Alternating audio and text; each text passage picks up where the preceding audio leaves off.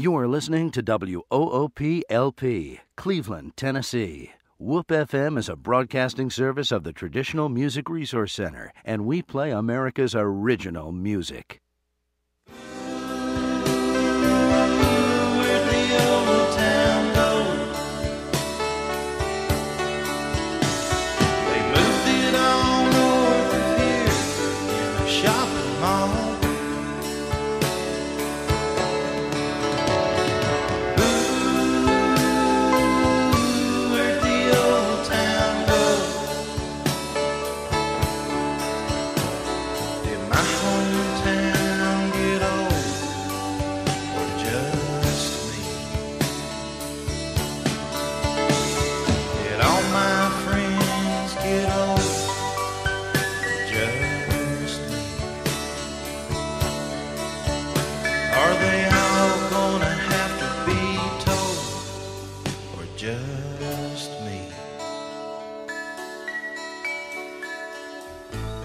Good morning and welcome to Old Town Cleveland here on WOOP FM 99.9, or you can go to the internet at www.woopfm.com. You can call us here at 614-5553 if you have an iPhone or an iPad.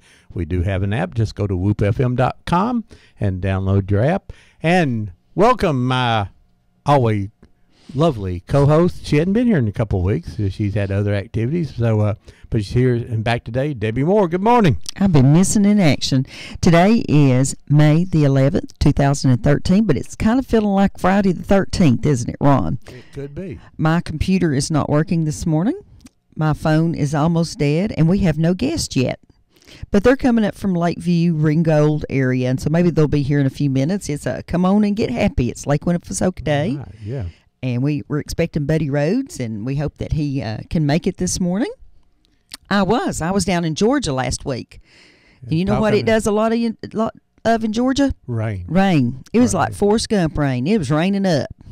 It was a rainy day everywhere. It was a rainy night in Georgia. It certainly was. And I met a lot of really great guys that had raced on the dirt track circuit in the 1950s and 60s, and I am finding them all to be big characters.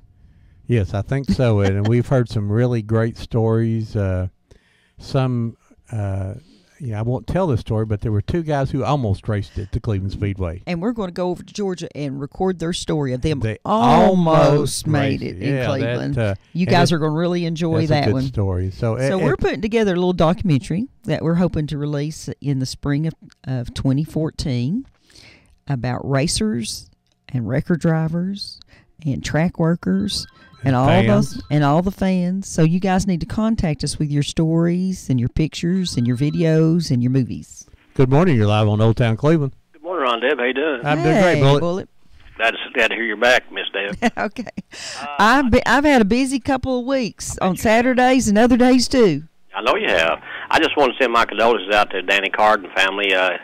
Derek Cream, one of the brothers, passed away, and yes, we lost quite a few this past week. Yeah. We also lost Dursk, and I'm not even sure Dursk's last name, but he's for the last 3 years that we've been on this show, he was one of the people that always called in, and our condolences go out to his family too. And also told Mackenzie. And, yes.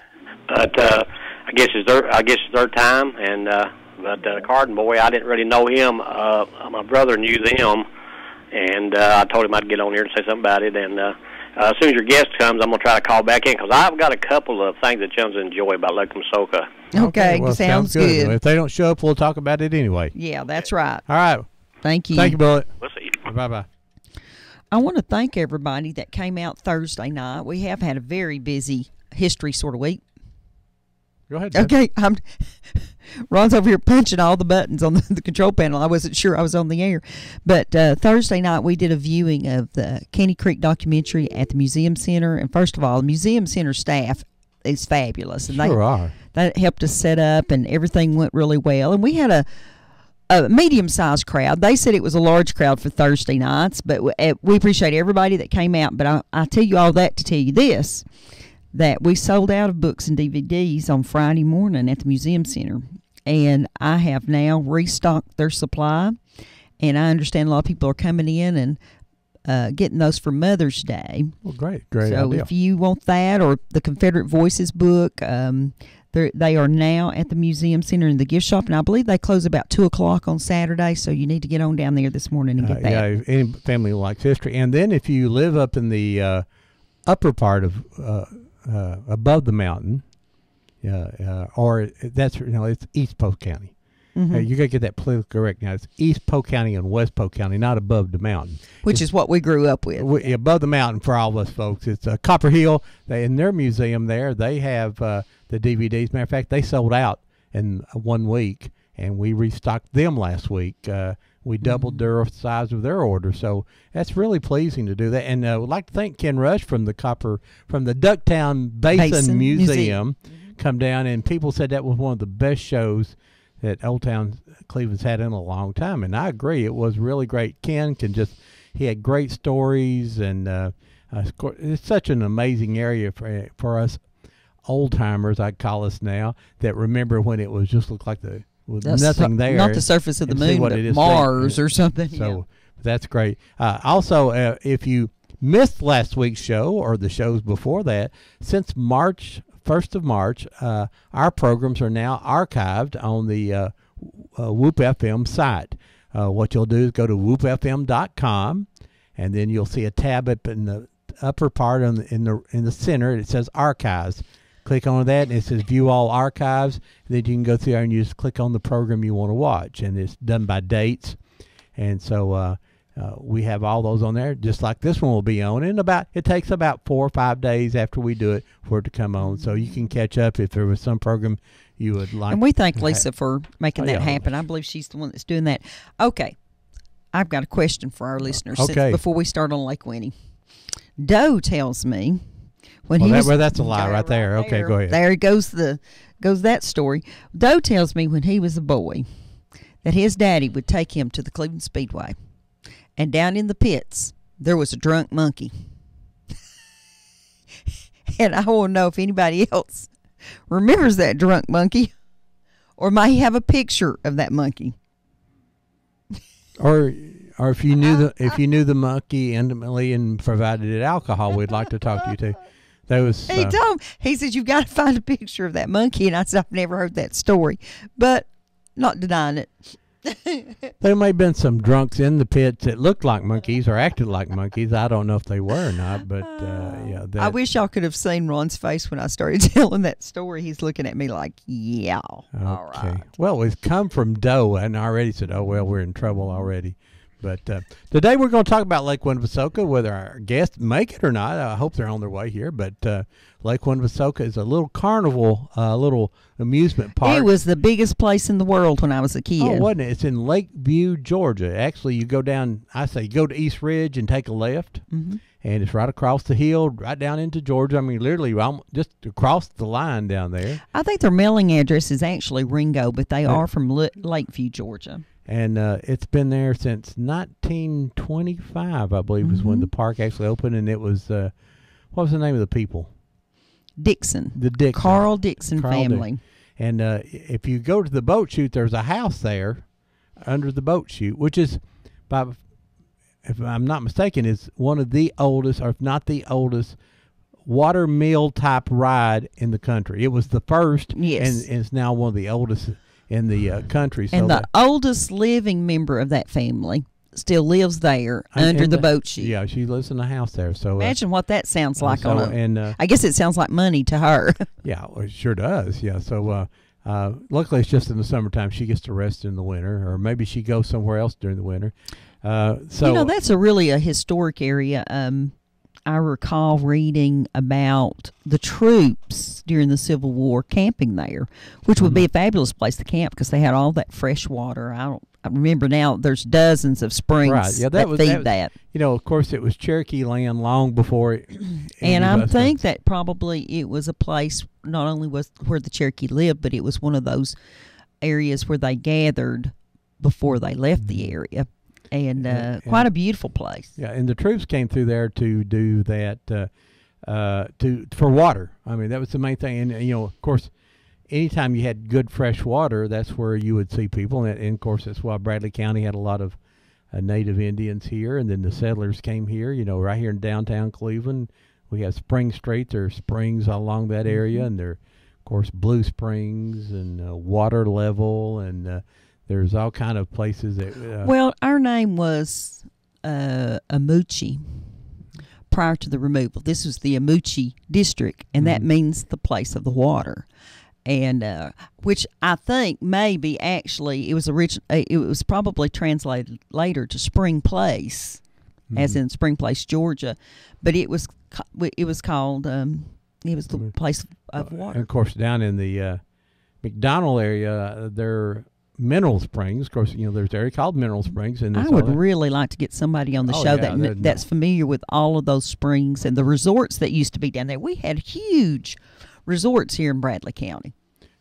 Now, I don't know where the name Lake Winnepesaukah, which is not a Cherokee name. It sounds more like it's a Northern Indian tribe type name, but the loose translation they get is either Bountiful Waters or Land of Beautiful Lakes or something like that, or Beautiful Water or Clear Water, something like that. But it's Bountiful Water or Land of Beautiful Water or something like that. So I'm sure the springs were that. And the park started not as an amusement park, but as an amusement, but it had a lake for boating, and then it had a huge swimming pool there. It really is a large swimming pool that I'll show you a picture of it here in a minute. It's got a good-looking girl in there too, so all you guys out there may want to. I tried to block her out, but she's right on. Well, of course he did. She's right in. She's at the front of the picture too, So I think what's kept Lake Winnepesaukah here all these years is that they've been progressive. If they just tried to maintain what they started with, it would have gone out of fashion. They've had a few fires there over the years where they had to, replace things. But what they've done is, upgraded a little bit. I remember in the 60s they added the Cannonball and the Mad Mouse, whatever that was, well, and all of those rides and things. And now they're building this huge water park. Sokia. Yeah.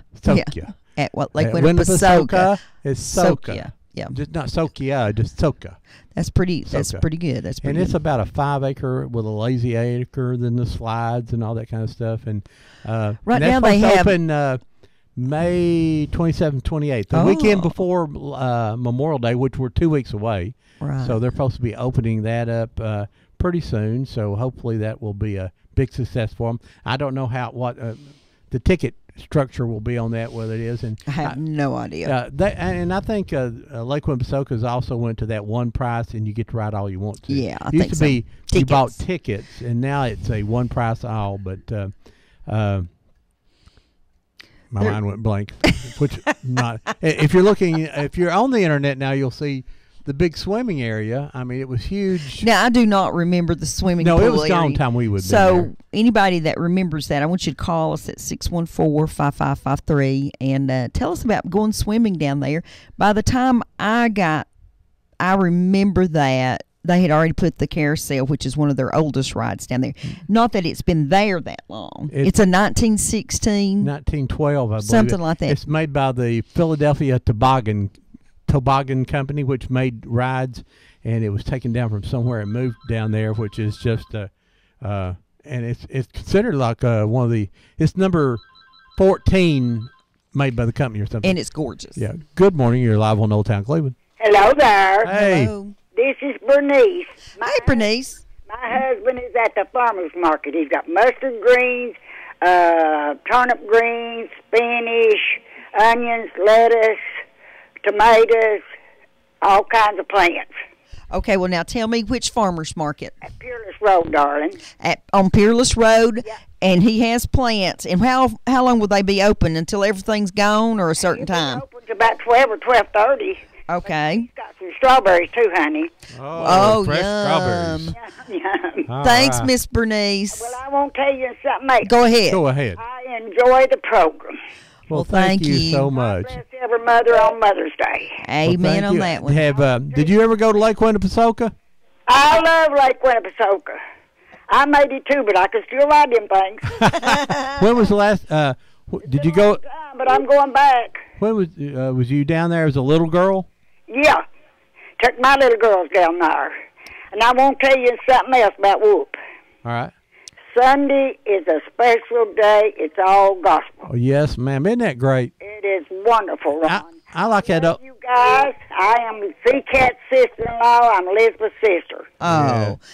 Well, give Elizabeth a hug for us. I will, darling. Love you much, hon. All Thank righty. you. Thank you, Miss Bernice. Bye-bye.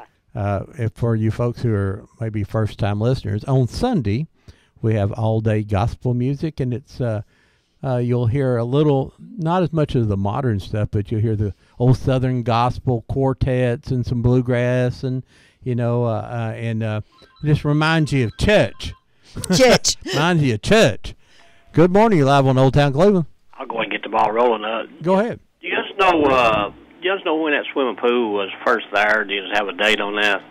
It seemed like it was in the 30s, what I read there. I saw a picture in the 1940s where they were having high dive contests there. Okay, but I was going to tell you, I went there back. My father worked at Magic Chef. They had a company picnic now. Oh, yes.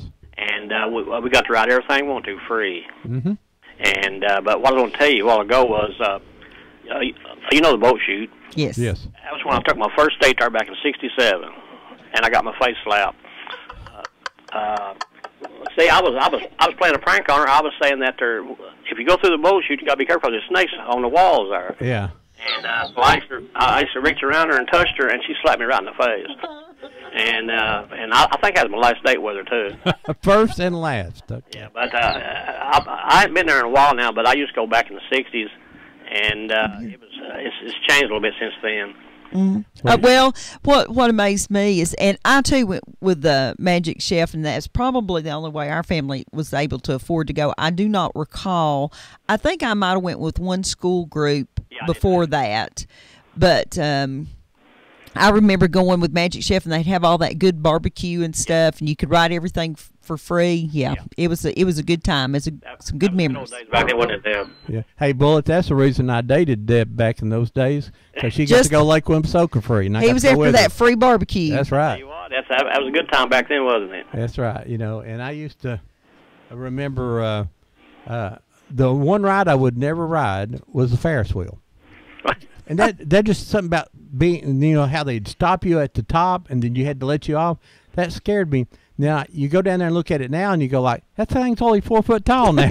It used to look like it was hundreds of feet tall, but now it's not as big as it used to be. There's another ride I enjoyed, is that little train. Oh, yeah. And anyway, Yens are going to have a good show day, because I know there's a lot of people going to call in. Cause, I know everybody wants to Lake Wimsoka. Oh, yeah, that's right. It was like I say, people are still going like that, and like I say, I think with the parents that go back who used to go, and they just sort of walk there and go, it's just not the same appeal. I told somebody yesterday it's where you practice with your kids before you take them to Disney, and they have to stand in line, and you got to see if they're willing to ride those things. But all these years, I do still feel my face being slapped. Anyway, it's good. That's probably not the last time it happened to you. We'll see, Bullet. Speaking of church, yeah, we need to send a shout out to our buddy Freddie Hyde. Freddie was having some heart issues. Of course, we know that he's one of our favorite guests that comes on here and sings and such. And he, I believe he's in rehab now, trying to build his strength back to get to go home. And so we just send a shout out this morning to Freddie. And there's nobody that can sing Sweet Beulah Land like Freddie can sing Sweet Beulah Land. I think that, too, there's something that, when I was in school, we just went to Lake Wimsoka and they said, okay, go down there and have fun. Well, now we have to do educational stuff. Oh. We'll talk about that again in a minute. Good morning. You're live on Old Town Cleveland. Well, good morning. This is Marilyn. Hey, Marilyn. She was talking about that swimming pool at Lake Wimsoka. First time I went down there was probably 58 or 59, and the swimming pool was still there then. Mm-hmm. But I didn't ever get in it. Mother told me not to get in the water until I learned how to swim. No. So, I still can't. I'm older than dirt, and I still can't swim. You and Doc German still can't swim. No. And he lived on the river. But I remember people swimming in there, so it was after that they built carousel and that spook house or whatever it is on top of that. I want to think that probably in the late 60s is when they put the carousel there. I think it was just kind of a water area for a while. They'd closed the pool and it was just a water area. They moved the carousel. The carousel had always been there. They just moved it over to and put it out. The lake the swimming area from the pictures was like 4 or 5 times bigger than what Tinsley Pool would be. It was, very big. Huge. Well, can you imagine how cold that water was, too, being spring water? Woo. Yeah, it probably was. I remember that carousel because when Will was little, we went down there, and it was kind of cloudy and drizzly, and there was hardly nobody in the park, and the guy turned the carousel on, and I've never come so near to dying in all my life. I've never been around and rode for 15 minutes. Yeah, and Will was just having a ball, and I was about to die. Now I believe that they told on the TV the other day that when they got that water park part of it open, it would be part of your admission. Okay. Oh, great. So, well, I wonder if the admission's going up or not. That's. But it looks like a great place. I don't think the nearest thing we have like that would be, I guess, in the Gatlinburg area or down towards Atlanta. So that's I think it'll be a lot of people will go and take advantage of it. It looks, I've seen pictures of it under construction, and it looks like it's going to be fun. And it's Sokia. Sokia. Well, it should. I believe they said, it had several different areas. It's got one of those lazy river things, and then some of the big slides and stuff. So it should be something to draw them. Yeah, I think so too. And I like the fact that you can go and you park for free, and they try to keep the prices reasonable. Yeah. Yeah. It's and that's a good day of fun for the kids and everybody. He just said he liked to go down there and feed those carp that's in that lake. I thought he liked to feed those amusement games. He loves to feed those games quarters. And the carp like him feeding them popcorn. Yeah, they are very fond of that popcorn. What act did you ever see? Maybe any of the bands down there? Did you ever go see anybody? Oh dear, we. Atlanta, was that bunch of guys with white suits on? And then I think the Confederate Railroad has closed the park every year, probably for about the past 20 years. Back there on their little stage, they do the Labor Day show each year for them, Confederate Railroad. Well, now they used to have talent things, and we would take Tennessee Sweetheart Cloggers down there, and we always lost out. We'd end up second or third behind some little bunch of little bitty kids. Yeah, well, don't act with kids and animals. You always lose. Yeah. But, there was always something going on, and just always enjoyed it, and we're enjoying the show. Okay, well, thank you. We may have our dates confused, and we may do Lake Wompsocok again next week, but whatever we do, we'll have a good time. Oh, yeah. Okay. All righty. Thank you. Bye-bye. Well, my brain's not hardly with me today, but if you guys want to talk about something else, if you want to ask me about a cemetery or a house or local history, you can just call in, and we'll see what we can find an answer for you. Good morning. You're live on Old Town Cleveland. Hello, this is Peggy. Hey, Peggy. How are you? I still can't hardly talk, but I feel better. Well, good to hear there. I've been smoking in 2 weeks. Oh, no. Well, you do feel bad then. Yeah, I do. I can't hardly talk, but everything else is feeling better, though. Hey, some people said that they enjoyed the fact that you couldn't talk. I guess so. Maybe I talk too much. Well, you take any medicine for that? Yeah, I got 3 times of medicine. Well, now, Jack Daniels is not counted as a medicine. I know. I ain't drunk nothing. Oh. No beer. Well, now you ought to like the lady that done the bees. You ought to get some honey and take in there, and that'd make your throat feel better at least, and it tastes better than that medicine. I told somebody, I said, I ought to go to Pokey's and drink a beer. Maybe that'll be better. Yeah, we just can't scream and dance on the tables like you normally do. But I feel good. Otherwise, I don't have no pain no more. Oh, that's good. Well, thanks, Peggy. You take it easy, sister. Bye-bye. I'll probably go next week, see Bro Daddy. Okay, All right, that sounds good. Well, take care. Bye-bye. Bye-bye. Everybody, happy Mother's Day. Thank All you. Bye-bye. We got to say congratulations, too, to all the area graduates. Well, I know yeah, that they're- Bradley's graduating right now, and we've had Walker Valley, and I don't know about Cleveland. Cleveland may be today or was yesterday. Last night, I don't They're- really know. Good morning, live on Old Town Cleveland. Good morning. Good morning. I lived in, Turn your radio down, sweetie. I'm going to get away from it. Okay, run. No. I lived in Brainerd when I was in the early 50s, and I had a bunch of aunts and cousins that would come up to our house on Tuesdays from Dalton, and we would all pile in the car and go to Lake Osaga, and each ride cost a nickel. Mm-hmm. You could ride every ride in there for a nickel apiece, and we would spend all day just riding. And what I liked, other than the boat shoot, and I don't know how those tales got started about snakes. All my life, that's what I've heard. Yeah, me too. In the boat shoot, you know. But I like to ride the swings. You get in this swing and it go round and round, way up high. Yeah. Didn't it swing out over the water? Yeah. Well, I don't remember. It was close to the water, but I don't remember if it went out over it or not. But I love to ride it, but I would get sick. Oh, I would be so sick afterwards. But every time I'd get on it, and we'd usually eat lunch, and I'd throw up my lunch every time. But I'd keep going back. I reckon I was crazy. But that was really something to me to get to go down there, and all my cousins would come, and we'd ride all day, you know, for a nickel. And then as I got older, I worked at Duracell, and we would have our company picnics down there, and I would take my granddaughter. And, of course, it had changed a little bit by then, but still, you know, it was the only place around here, you know, that we had to go for amusement rides.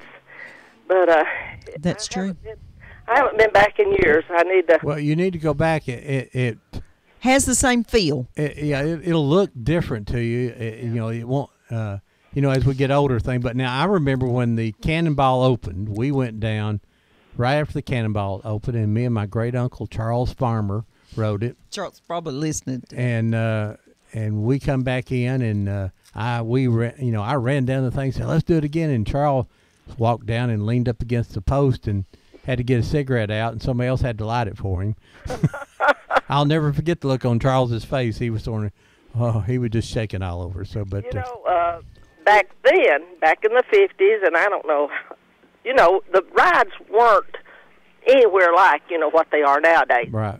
But as I got older, after I married, my husband took me up to Cleveland, Ohio, and there's a big amusement park up there, and they had the great big roller coasters, and I'd never been on anything like that, and he got me on that thing, and I know if that bar hadn't been across my waist, I would have flew out that thing when it, you know, come up and down over those high places, and also got me on that thing that you get on it, and it goes round and round, and it goes so fast you're plastered up against the wall. And Tilted twirls. Down.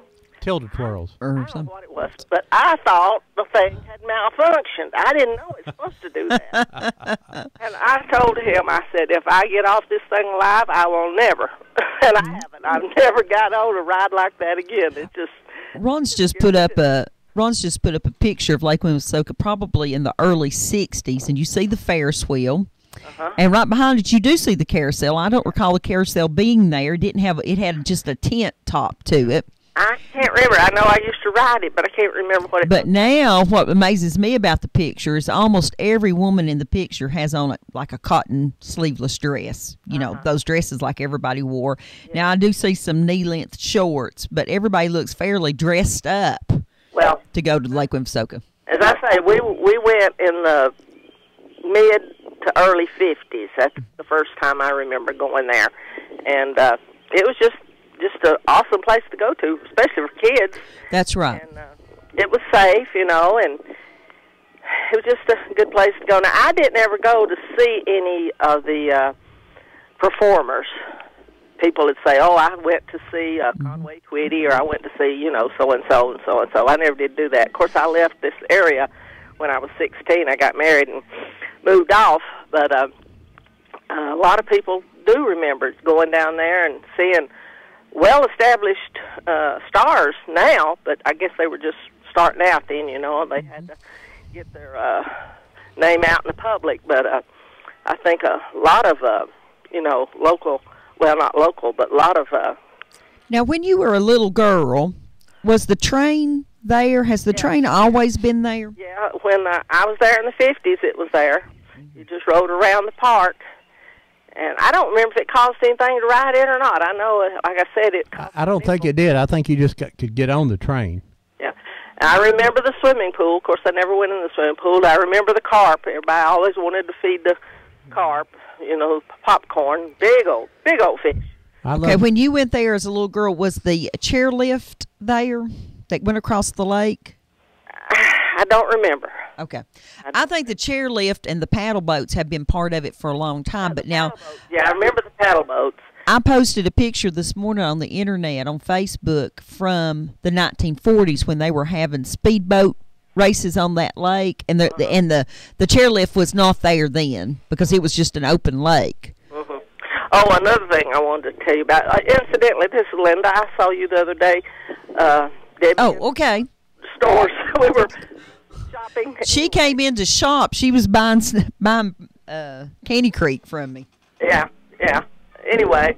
Have you had a chance to watch the video? No, I haven't. Okay. No, I haven't. But I really enjoyed the book. Anyway, I want to tell you this. One time you had a show. I didn't get to call in about, I don't know if it was about Western stars or not, but I want to tell you something about Roy Rogers. I grew up. He was my favorite. You know, we used to play cowboys. Mm-hmm. You know, we'd get us a stick horse and guns, and I bet kids that nowadays don't even know what cowboys are. No, they don't. We did, and I always had to be Roy Rogers. Nobody else could be Roy Rogers. But we lived in Chattanooga, and Roy Rogers came to the Memorial Auditorium. Oh, I was so excited. I was finally going to get to see him. You know, the day I woke up with the measles, and Mama wouldn't let me go. She went, she took my brother and my sister, and I didn't get to see Roy Rogers all my life. Oh, I just cried. Scarred. As I got older, I said, well, someday I'm going to go to California to his museum.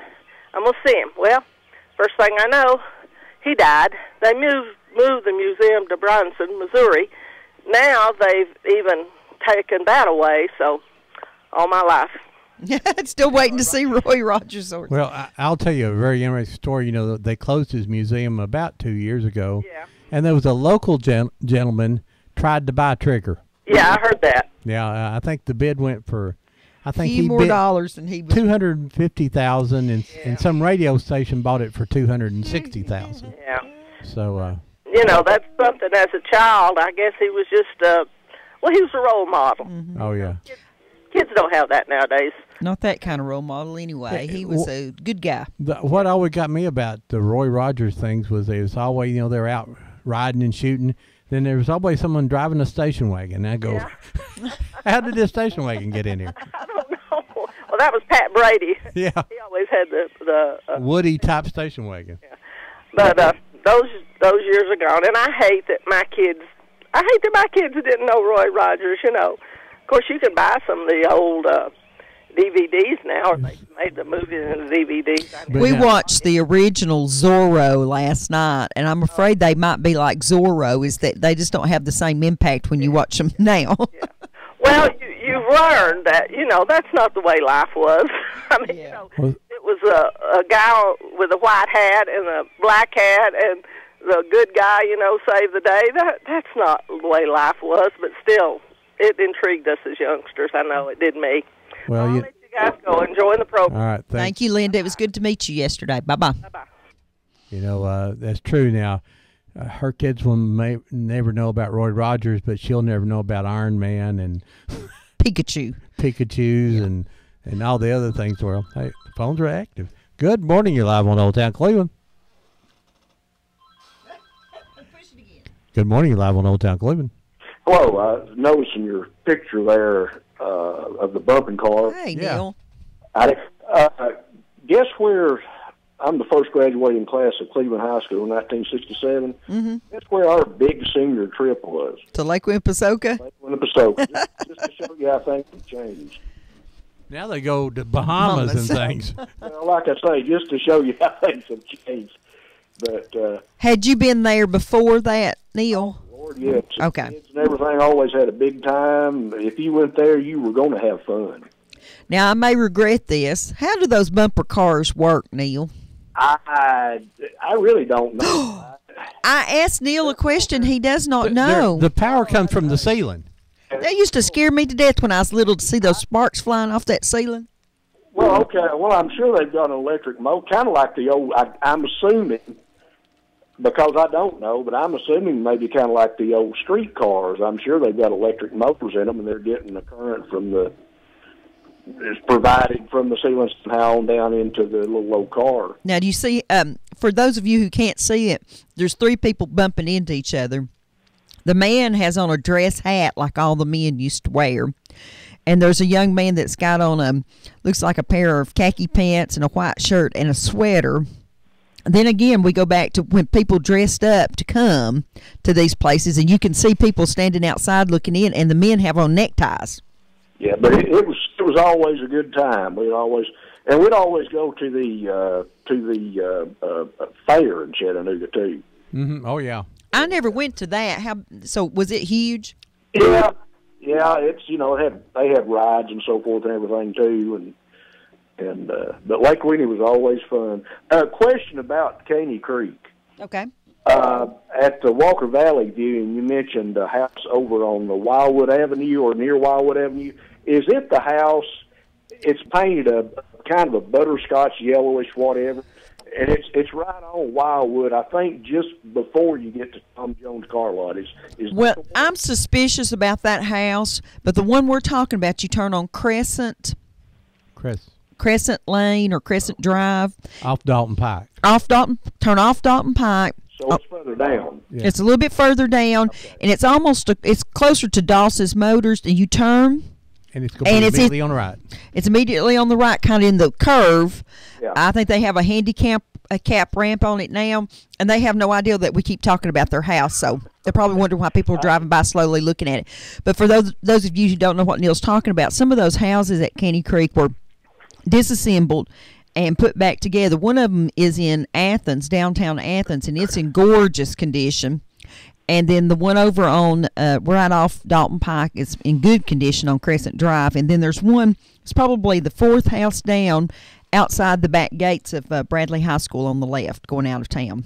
Okay. That yellowish butterscotch looking house, the architecture on it looks very close. I think it's I've been suspicious about that one, and I have not had a chance to get my buddy to check the date on that one. And it could be a house from Parksville also. The Parksville houses will look very similar. Yes. The Parksville houses were moved whole, I understand, because they were in a position that you could move them whole.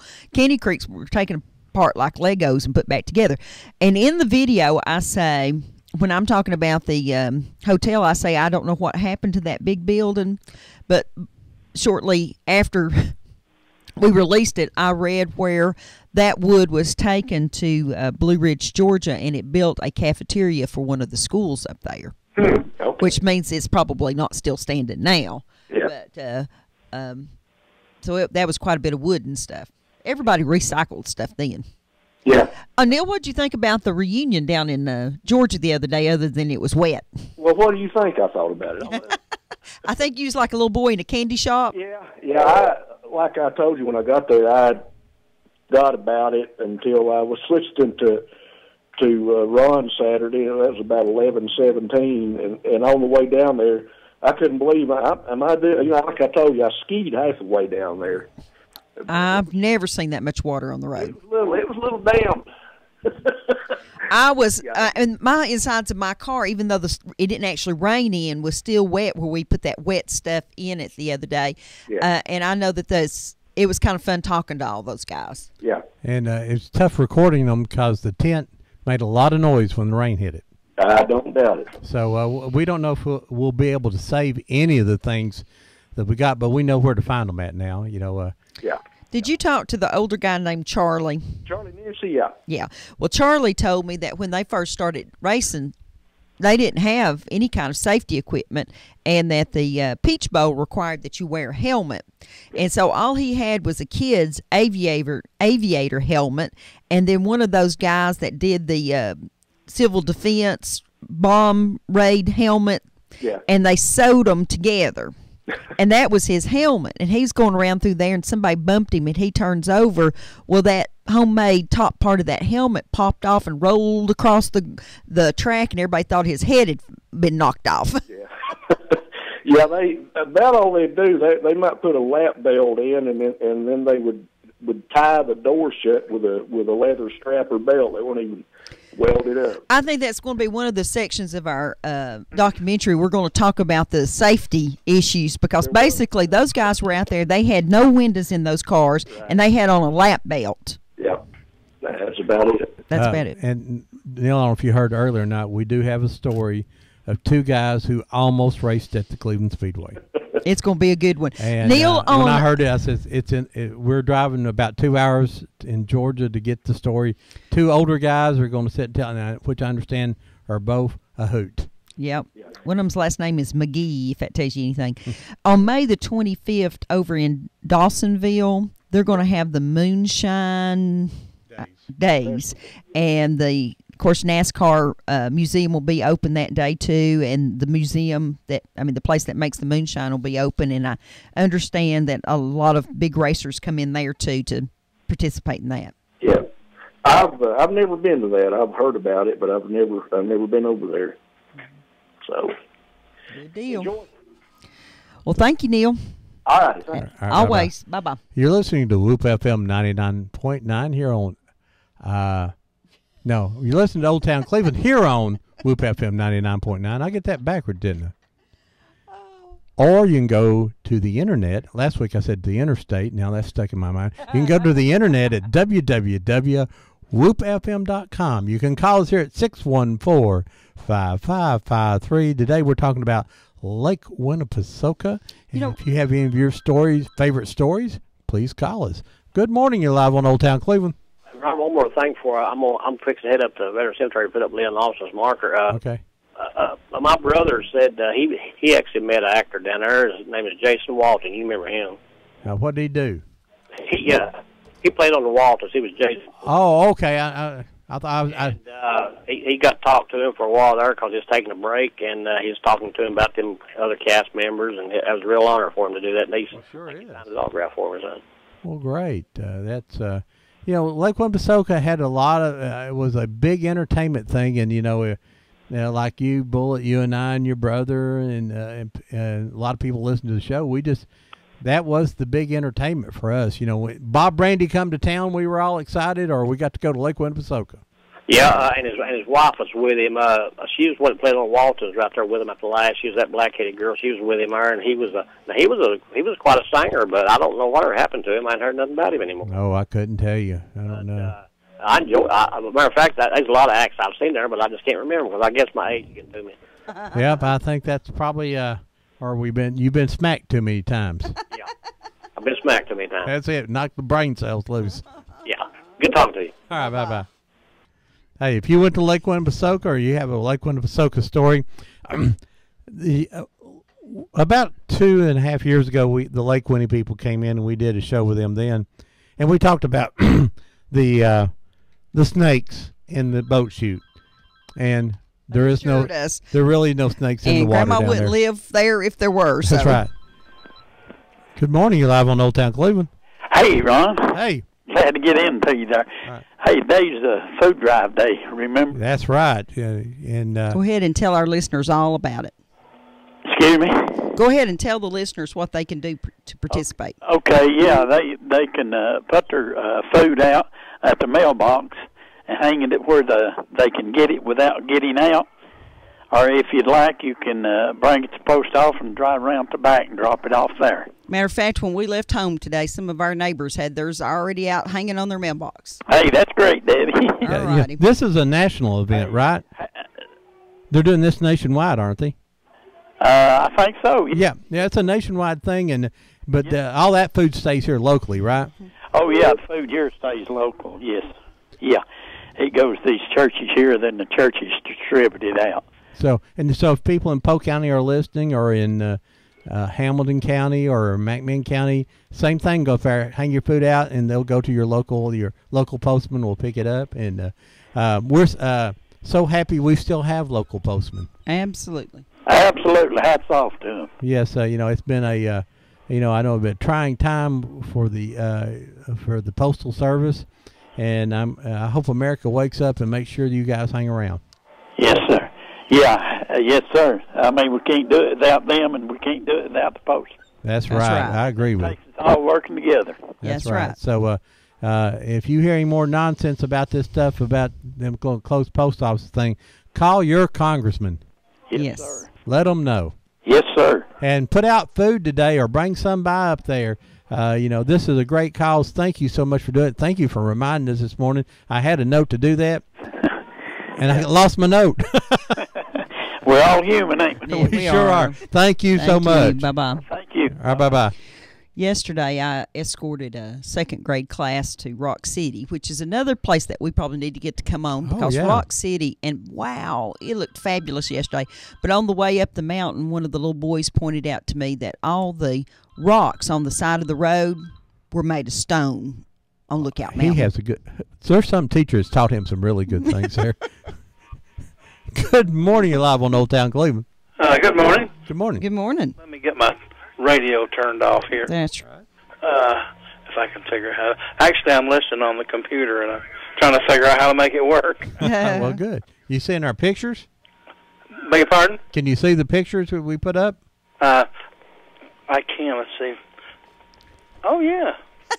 See that. I actually wasn't, since it's a radio station, I wasn't looking. I was just... Yeah, there you go. I wanted to call... I used to work at Lake Winnepesaukah once upon a time. What did you do? I was the sound man for the shows.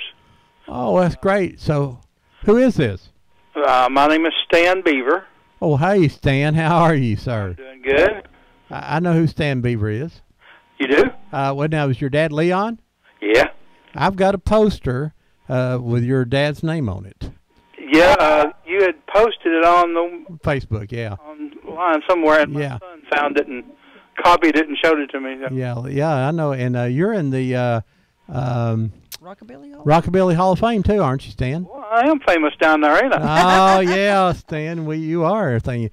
Now, who all did you do sound for down there? You remember? Well, he was a fellow called a minute ago about John Walmsley from the Waltons. I did that show, and so many. I was there 4 years, 4 seasons, and everybody from Ray Charles and Hoyt Axton, Ricky Nelson, Chubby Checker, just on and on. 4 seasons worth. Those some big names there. You know it. Oh yeah, and I always usually when I'm talking about this, I tell people that when I'm the bigger they are, the nicer they are. Because we also had some that thought they were stars and they were mean. Oh yeah, I said back when I played when all the shows we went to that they paid us big money on, they treated us like kings. If we worked for free, they treated us like dirt. That's usually the way it works. I said, shouldn't it be the other way around? Yeah. But you would think it would be, but they, I guess they figure if they're not having to pay you, that you're not really worth anything. So, you know. Well, and you got treated that way, you know, and always, of course, being a musician around here, they'd say that you're the first band we wanted you to play somewhere. And then when they hired bands, they hired some bands from somewhere else. Yeah. We weren't the first one they hired. Hey, Stan, Ron's working on something now. He's just in the very beginning stages of it. We think we're going to have some kind of reunion for some of the local musicians, and you'll have to participate in that. I would love to. My dad passed away, unfortunately, a few years ago. Mm-hmm. So, he, you know, I'd like for him to see some of the things now, like Rockabilly Hall of Fame. That happened after he died and whatever, so he missed a lot of what I was doing since. And then, of course, my son Joel is now a musician around town. Oh, yeah. He's getting well known, and so there's 3 generations of us at least that are the old beaver pickers, you know. But we're now there was a Clyde Beavers down in Tinga, Georgia. Was you related to him? No relation. I know Clyde, and I've known him since I was a little kid. He actually, my dad helped promote some of his records way back when. Well, see, now he grew up next door to my mama in Tinga, Georgia. Of course, if you lived in Tinga, you grew up next to everybody because they only have 4 or 5 houses everybody was down next there. door. Yeah. That's the most famous person from Tinga. Both city limit signs on the same stick. Yes, it Yeah, is. yeah. You can see them from each other. So, you know, they were huge crowds that come down and see those shows too, weren't they? Oh yeah, some of them were humongous. And it was a lot of fun too. In between shows one time, I remember I got to jam with Carl Perkins and some of his guys. Oh, that was sons, and because I was just you know, out there in between shows. There's no crowd out there then. Uh-huh. And so, you know, I'm out there banging around on the piano. One of his sons comes out and he starts playing, and then a few minutes later the other one comes out and he starts playing, and then Carl comes out. So we're having ourselves a little time out there on, you know, in between shows. It was a lot of fun. That'd be exciting, wouldn't it? Oh yeah. Well, like I say, I know that your dad and my dad played shows together around the area, and so you know that it was fun to see that on there. And then when I realized it was Joel's, that was Joel's grandfather, then I did not know you. I haven't met you before, I don't believe, but I've known your name. I actually posted a picture of you on our Facebook before too. Did you break the camera? Oh no, I found it somewhere. Is that what's wrong with my computer today, Ron? See, I try to tell people, but they don't listen. But you're in the Rockabilly Hall of Fame. It's located in Jackson, Tennessee, right? Actually, it's not. It's in Burns, Tennessee. Okay, now where's Burns at? It's kind of a suburb of Nashville. It's okay. Oh, that's not far. The thing in Jackson actually is not the official Rockabilly Hall of Fame. The guy's making a name for himself out there, but he had to spell it different and all kinds of things. Oh, okay. The people in Burns have, you know, trademarks and whatever on it. So the guy in Jackson, he made like Rock-A-Billy get around the trademark, but he's not the original guy. Well, I'm glad you corrected me. And now I've got to go and see that in Burns, Tennessee. Burns, Tennessee, yeah. They got a little recording studio down there. And the guy's name is Bob Timmers. Bob Timmers. Hall of Fame. So how many songs did you have out? Oh, I've had bunches over the years. The main thing that got me in the Hall of Fame was a song called I Got a Rocket in My Pocket. A rocket? I think we may have that on the sound system. I may have to play that today here. I think Fro Daddy put that on there for me. Yeah.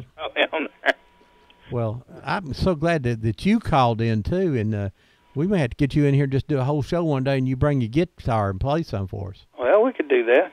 All right. That'd be fun, because, you know, we like, sometimes we just do live music and talk about the music industry, and like I say, we're trying to get together we're trying to get an exhibit at the museum, and they'll show old pictures and maybe some of the old guitars around town, and talk about people, and then we may just have a jam session out on the back lawn out there. Hey, Stan, you'll enjoy this story. Tom Morgan from over at Morgan Mountain that plays the traditional music. He came and did our show one day, and he came walking down the mall holding his little guitar. He had a string on it for the strap, and I thought, well, bless his little heart. Well, he walked in, and Ron's eyes about popped out of his head. What was it, Ron? A 1940 Martin, rosewood top. And what was so funny, I said, what kind of guitar is that, Mr. Morgan? And he says, it's my 401k. I think that particular model was $60,000, and then the flood happened in Nashville, and the rest of them got washed away, and it went up. Goodness. Oh, I mean, it's a beautiful guitar. Has a and of course, beautiful tone, he put too. the string around it just because he wanted to be old-fashioned looking. Yeah. And, of course... I think I know that fella, and I know the guitar. Is he the one that also plays Dollywood? I don't know if he Tom does or plays. not. Tom does a lot of. He goes around to the schools. It's been his mission in life to make sure that children know about mountain He used music. to run around with Curly Fox, the fiddle player over there. I know. I knew Curly Fox. I mean, didn't know him, but I met him. Yeah. When I was a kid. Well, I got to play. He come into an old record shop where my a distant relative of mine, name was Billy Joe Moore. He co-wrote "What You Doing in My World" for Eddie Arnold. I remember Billy Joe Moore. He was a friend of my dad's. Yes. Well, he. I was working in his little record shop here. Ron was the rock and roll expert. And what, about 11? Curly Fox come in, so Billy Joe and Curly Fox, and then me. I played bass, and we went back in the back and had a jam session. And I thought I was big time then. Oh yeah, you do when you get around guys like that, you know. Yeah. Billy Joe was of course, couldn't see real well, but yeah. So I went over, and when I was young, when 12 and 13 years old, I would help him in his record store in the summers. My mom and dad and Billy Joe made some jingles for some. I don't even remember what companies, but they recorded some jingles in Chattanooga back in 1960 or thereabout. I remember going to the recording session. I was just a little kid at the time, but I remember being there. That's when I first met Billy Joe. Yeah, well, that's just exciting. I'd like to meet you too, Stan. You know, because like I say, we have some. Our dads both played music together, so you know that's got to be a thrill. Now, me and you gonna have to pick someday. Any old time. All right, and get Joel come with you too, because Joel's a good guitar player too. I've heard him play several Stan, times. is your number in the phone book? I think I don't. Listen to you. I think. Well, my email address is bradleyfolks@aol.com. Bradley Folks. FOLKS. bradleyfolks@aol.com. If you'll send me your contact information. I'll do it. All righty, Stan. Hey, thank you so much. Hey, it's fun talking to you. All right, Bye-bye. bye. Bye-bye. Well, that's very I interesting. always say it. I just love our callers. Oh, yeah. Peggy, too. Yeah, Peggy, too, yeah. Hey, folks, you're listening to was Wolf trying- FM. Wolf FM. Wolf. Arnold was trying to tell you Dixon, Tennessee, and the computer wouldn't let him right there. Oh, okay. Well, All hey, right, folks, we're going to take a break. station break. We'll be back in just a few minutes. Well, let's get this call before we do it. Good morning, live on Old Town Cleveland. Ron, this is Bob Cash. Hey, Bob Cash, how Bobby are you? Doodle, what's up? This morning. Listen, what I called about Lake Winnisoki. Yeah. I was just wondering, Ron, if maybe I might be able to talk the red-headed wildcat into going down there with me and go in that boat shoot. You might get your face smacked, too. You heard that Bullock got his face smacked in there because he made a move on a girl in there. Yeah, if I could get her in that boat shoot, I'd just kind of hug, kiss on her a little while, Ronnie. You know what I mean. You know what? I'm not even sure you can get Red in the car with you. I can't hardly hear you. I don't think you can even get Red in the car with you. Oh, you don't think so? No. Well, she's a bad dude. Yeah, she. I tell you, you know what, Bob? You're getting on in age, and Red might just hurt you. Uh-huh. I don't think he'd defend yourself. I hear you. Hey, listen, Debbie, happy Mother's Day to you, honey. Thank you very much. To your mom. Thank you. I'll let you go. I'm enjoying your program. I'll talk to you all later. Bye-bye. All right, bye-bye. All right, folks, we'll be back in just a moment here after we play a few commercials, and we'll be back here at Old Town Cleveland. You are listening to WOOP-LP, Cleveland, Tennessee. WOOP FM is a broadcasting service of the Traditional Music Resource Center, and we play America's original music. We're your money machine. Money machine. We'll make your wallet sing. Get on up and get down into cash. Ka-ching. Short on cash? Visit Check Into Cash and get up to $425 cash advance until your next payday, even without a check. It's quick, easy, and confidential. Money in your pocket so quick and easy. Get the cash you need confidentially. Got a bank account but no checkbook? Not a problem with Check Into Cash. If you need money now, you can get our new payday loan even without a check. Get the money you need right now at Check Into Cash, your one-stop money shop. Check Into Cash is your money machine. Get on up and get down. Check Into Cash. Ka-ching. Always use payday advance responsibly. Visit checkintocash.com for the store nearest you.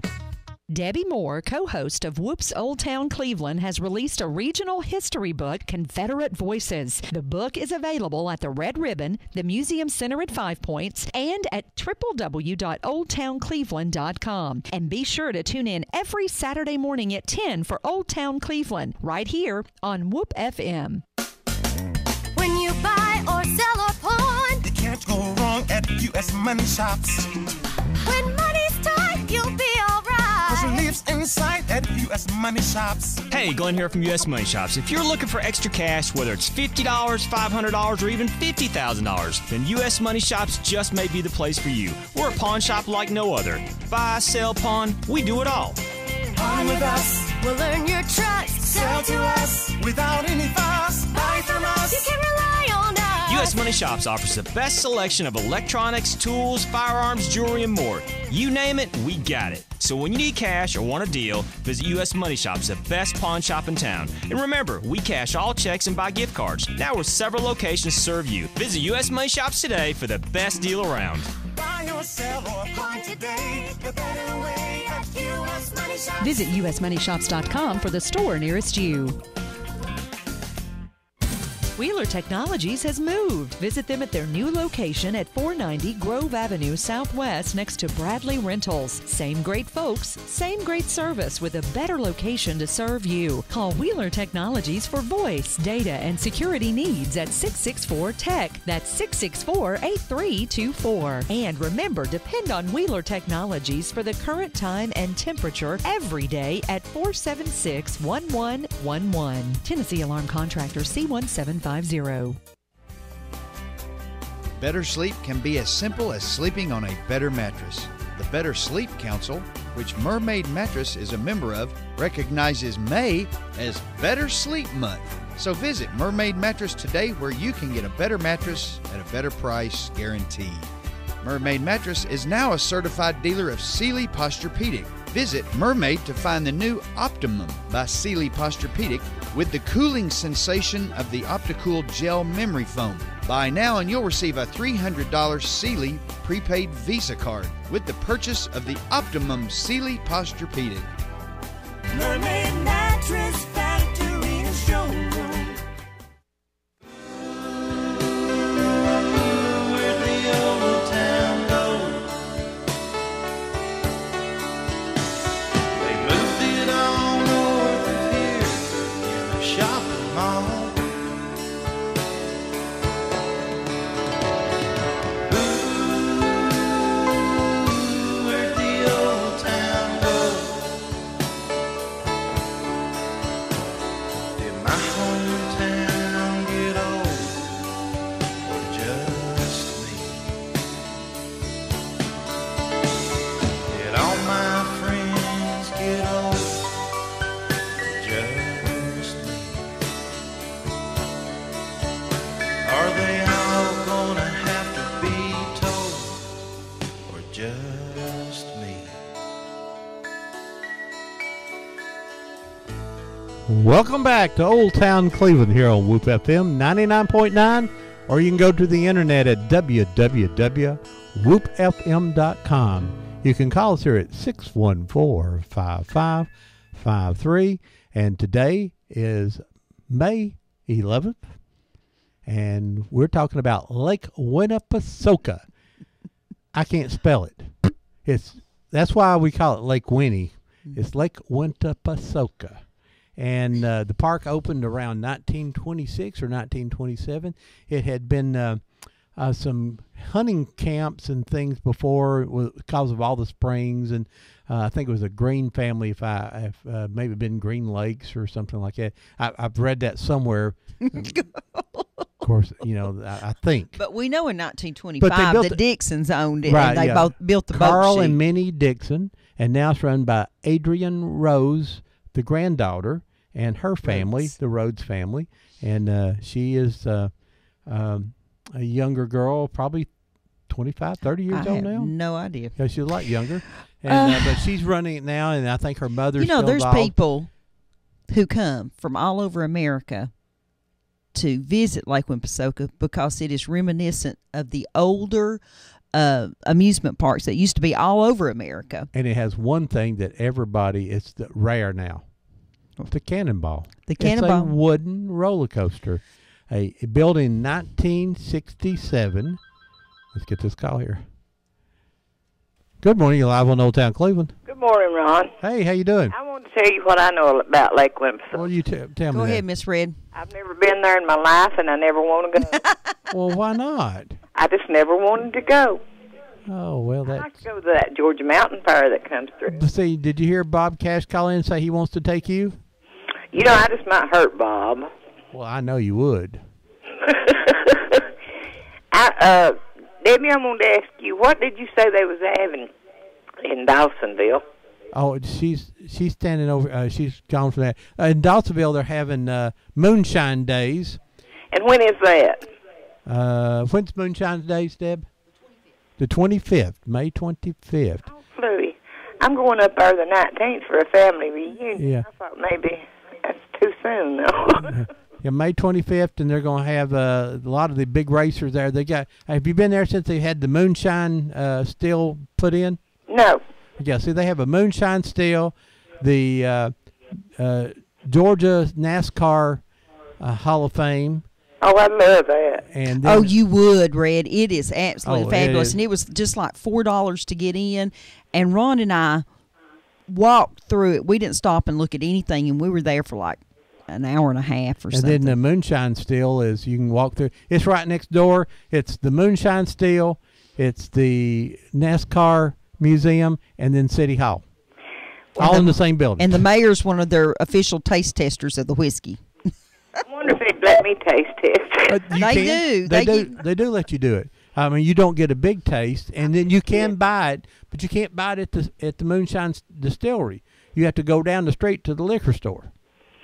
I wouldn't want none of that stuff. I can't even stand the smell. Oh, well, it just go with a coal, and it'll clear it up for you. It had a burn to it. Now and then you go downtown, and they got a stock car sitting right on the square of the town. And then there's a little place called the Pool Hall, and that's where everybody eats. And you have to get a bully burger. But if I go on the 19th, I can't go back on the 25th. Well, just go on the 19th. You can go see the museum anyway, though. It's just make sure that you know what the hours are. I think it's open 7 days a week, and then there's It's open on Saturday. Oh yeah, yes. that's when we went, I believe. Okay, I could go on Saturday and then go to the family reunion on Sunday. There you go. Yeah.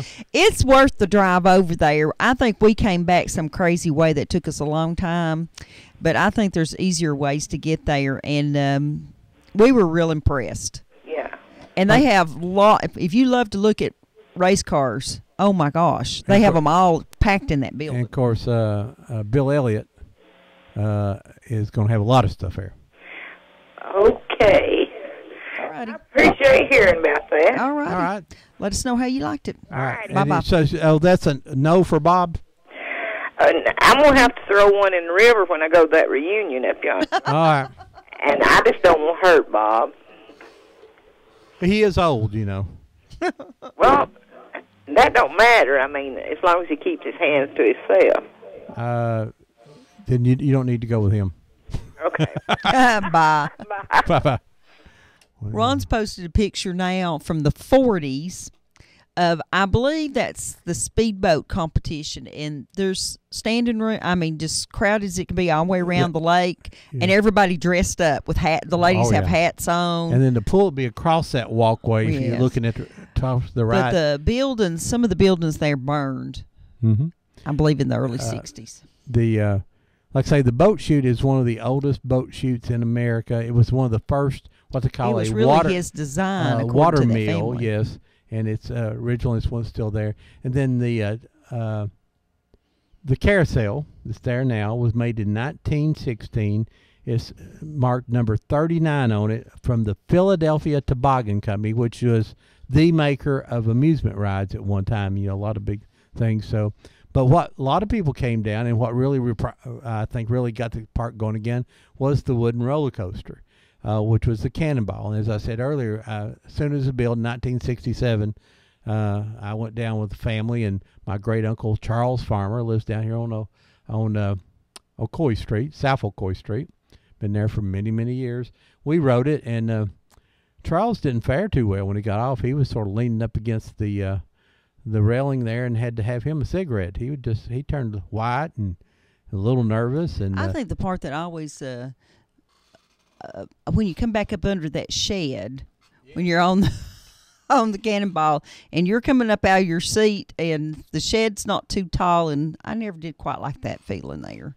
But it is a wooden roller coaster, and while they started building that, they brought carpenters in to build the roller coaster, and a dog started hanging around because those guys were there all day long, and so they named the dog Cannonball, and it lived there at the park for years until it passed away. Yeah, the ride is 2,272 feet, which would be close to half a mile. Mm-hmm. It doesn't seem it, but it looked huge when I was little. And the drop is 70 feet.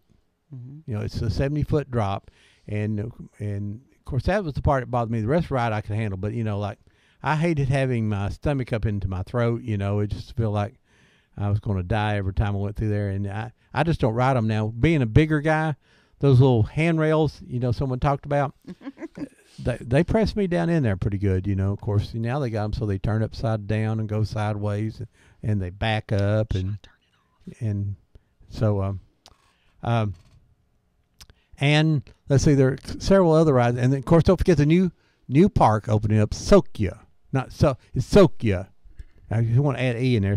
Sokia, and it's a big water park. It's about 5 acres worth of water park. It's back there near the Cannonball, was what from the pictures I've seen, and so that will open up on the weekend before Memorial Day weekend. Mm-hmm. So that's 2 weeks from now. So now Ron and I have a disagreement. Okay.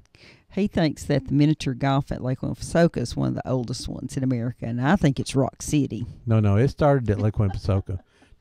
And then, that was a thing they started there. And I mean, we're talking about do a Google search, someone out there, and look up miniature golf and see if it isn't, you know,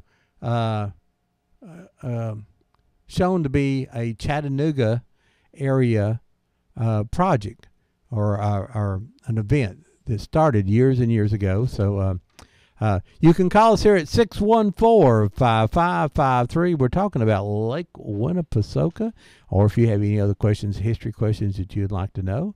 Don't forget, our next showing of the Caney Creek documentary is on Sunday, May 19th at 2 p.m. at the First Baptist Church in Benton, Tennessee. Make sure you come up. If you're going on 411, go through the traffic light, take the next right, and then it'll be immediately on your left, and that will start at 2 p.m. Oh, we'd love to see everybody there. I think it's going to be a really big crowd because a lot of the relatives of the folks that lived at Caney Creek are still up in that area. So we're looking for your stories about going to Lake Winnepesaukah. I know there's a lot of big factories. And, you know, when Magic Shelf used to take people down there, you know, they had about 2,000 employees, and they would invite all the families and all the guests, and it would just be a huge crowd of people down there, and all ate barbecue, and then all of them ate... Excuse me, the phone is not ringing. All right, now try it now. Well, we'll find out why it's not here in a minute. There it goes. Now try it, folks. This button, it doesn't tell you whether it's on or not. Wait a minute. There we go. Good morning. You're live on Old Town Cleveland. Hello? Hello. Hey, how's it going? Great. Good. Now that we got the phone fixed, what's up? Oh, not much. I just wanted to call in right quick, and that I always have good memories of going to Lake Winnebagosa. You know, it's always just, close by, a lot closer than Dollywood or anything. So I was always able to. I remember my grandfather taking me a few times. It'd be just a day trip between the two of us. That's it was a lot of fun and everything. What was your favorite ride?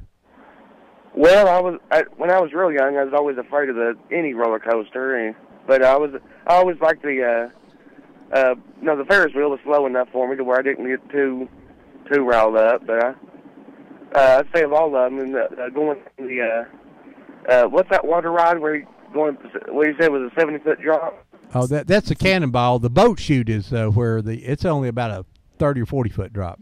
Oh yeah, but see, the boat chute was always to where I never got too scared on that one, but the cannonball I never really went on that one. Well, now see, I was just the opposite. I was afraid of the Ferris wheel, but I'd ride the cannonball. I don't know why. The Ferris wheel scared me to death. Oh yeah, I just wanted to call in right quick. Well, thank you. Thanks for listening.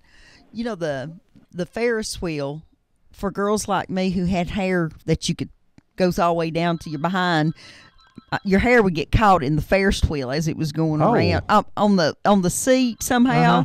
And I remember that we'd have to hang on to our ponytails when we rode that. I always worry about my flip-flops falling off on the little thing when across the river. Go ahead, caller. Good morning. This is Lisa. Hey, Lisa. Lisa, thanks for letting us know our phone was busy. What's up? Okay, a bunch of different things this morning. First of all, miniature golf was invented at Rock City. I don't know whose heart that breaks, but that's a fact. Second, you have a great show, even if you don't have any guests in the studio. Thank you. So everybody just loves this program. But I want to go back to the thing you said earlier about all the springs in the area. Dad used to own Mineral Park, and he has a couple of photos of the hotel and knows some of the history of that area. So when you do a show about that, please try to get him on there. Well, we'd love to have him come on and talk with us. So I'll call him. And he has said that if Cleveland were starting fresh today with the laws that we have concerning stormwater runoff and everything, you would not be able to build on 60% of the land in Bradley County. I that's believe true, that. yeah. I know I was talking to Maxine Buckner Hyde the other night, and her dad ran a store down there right below the post office where the lawyer's office is now. Built it right on top of a spring. Yes. And I'm sure you couldn't do that now. You know, if the Cherokees had a better immigration plan, we wouldn't be here. Exactly. Yeah, the Bradley County's interesting when it comes to anything when it does with water, because the springs are huge. You know, there are just springs everywhere, and then the runoff situation that's become a regulation nightmare, hasn't it? Well, we live off of Ocoee Street, and we have a spring in our backyard, and there's a creek across the street, but the spring never really drains well into the creek. So currently I have water standing almost ankle deep in the backyard, and I will until we are in the middle of a drought, and then I will just have a very soggy backyard. I think that's true, and you're right. Your dad's right that we wouldn't be able to build most of the places we got stuff built. No. And I'm down here on Blue Springs, and a couple years ago when they built the building next to me, I had to get a drain put in the front of the building because somehow they had altered the flow of the land, and every time it rained, Blue Springs Road flooded in front of my business. So I had to go and have a drain put in. So yeah, that's a big spring down there, isn't it? Yes, huge. And like I said, we in front of the old chair factory. We had never had any problems, and suddenly they started building there, and we had a gully that was running between our two pieces of property. And once the building was built, a big rain, and I was afraid cars were going to run off the road because the spring now drained into the road in front of my business. So we put a drain in. Lisa, do you remember a big old 2-story house that sat right there by the springs? You may not. I don't. I remember Ron the house. remembers the house, and someone, and I can't remember who it was off the top of my head, brought me a copy of that picture, and it was a beautiful old house that probably was tore down in the early 70s. A two-story brick with some big white columns, I believe, if I'm not mistaken. So my cousins live down this way, but I don't really remember that house. But that was 40 years ago. So yeah, I don't have good recollection of that. So, but Northwood used to take their 5th grade class to Lake Winnie every year for their field trip, and they changed that last year. But we're still getting to go because the 6th grade at Ocoee Middle is doing their field trip down there this week. Well, when you go on their website, they have all these great activities for teachers that teach math and physics. Oh, that's a wonderful place to teach children about physics. And, of course, writing and art and history. You know, it really, they've really stepped up and made it if teachers want to teach using that stuff, you know, they've done the work for them. Well, I may take a look at that because I'm the irritating parent that always tries to teach children in my group something about something, even if it's just one little morsel. And we were in D.C. last week and taking a tour, and every time we got to some place, you know, the tour guide would say something, and then I knew some minor fact about it also that I just had to toss in. Yeah, I understand that. I'm going to the Lost Sea with a 3rd grade class on Thursday, and I told the kids just be prepared. It's like going with Miss Frizzle when you go with me. Yes. So, and I have done the Wild Cave tour where we've camped inside and crawled through all the little the holes that are just barely big enough for a body to squeeze through. So that's another great thing that people can think about doing sometime. Yep. Not me. Ron doesn't like bridges or caves. Caves are not for me. He'll say, yeah, we can go on that tour. I'll sit right here and wait on you to get back. I went to, Ruby Falls, and you have to understand that I'm 6'4", and the ceilings are 5'8". And if I don't bend over completely, I come back with knots on my head. You'd be completely stooped over when you got out of there. Well, I did. My son and I both were. You hear us going, oh, oh, oh. Wouldn't be able to stand up. Well, I'm going to get off here. Thank you, Lisa. And talk, but I'll let you know those things. Bye. Bye. Thank you. We'll have to call George and get him on here, and he's really good about talking about the old funeral homes too. Ron's hitting the buttons on the board again. Oh, there we go. Make sure that phone. There we go. There we go. Good morning. You're live on Old Town Cleveland. Hi, Ron. Hey. Hey, old Debbie. I've got a picture of the first trigger. The first trigger? Yes, ma'am. Where'd you get it? I got it at a yard sale, and it's with Dale when she's a young girl. Isn't that something? Mm-hmm. Sometimes you find good stuff at those yard sales. And also want to tell Ron that Freddie found a electric Gibson guitar. Ron's kind of wanting a dobro right now. What kind of Gibson is it? I don't know. Freddie, what kind is that? Gibson. It's electric guitar, Ron. Okay. Well, I found one last year. You've got enough. I've got enough already. But he thinks he wants a dobro, so we're going, one of those metal ones, steel ones. We're going to have to find him one of those. Debbie, I'll bring that picture down there and let you see it. All righty, thanks. Okay, bye-bye. Bye-bye. You can call us here at 614-5553. We're talking about Lake Winnepesaukah. And when we go off at 12 o'clock this morning, I'm going to play Stan Beaver's Got a Pocket in Your Rocket, or Rocket in Your Pocket.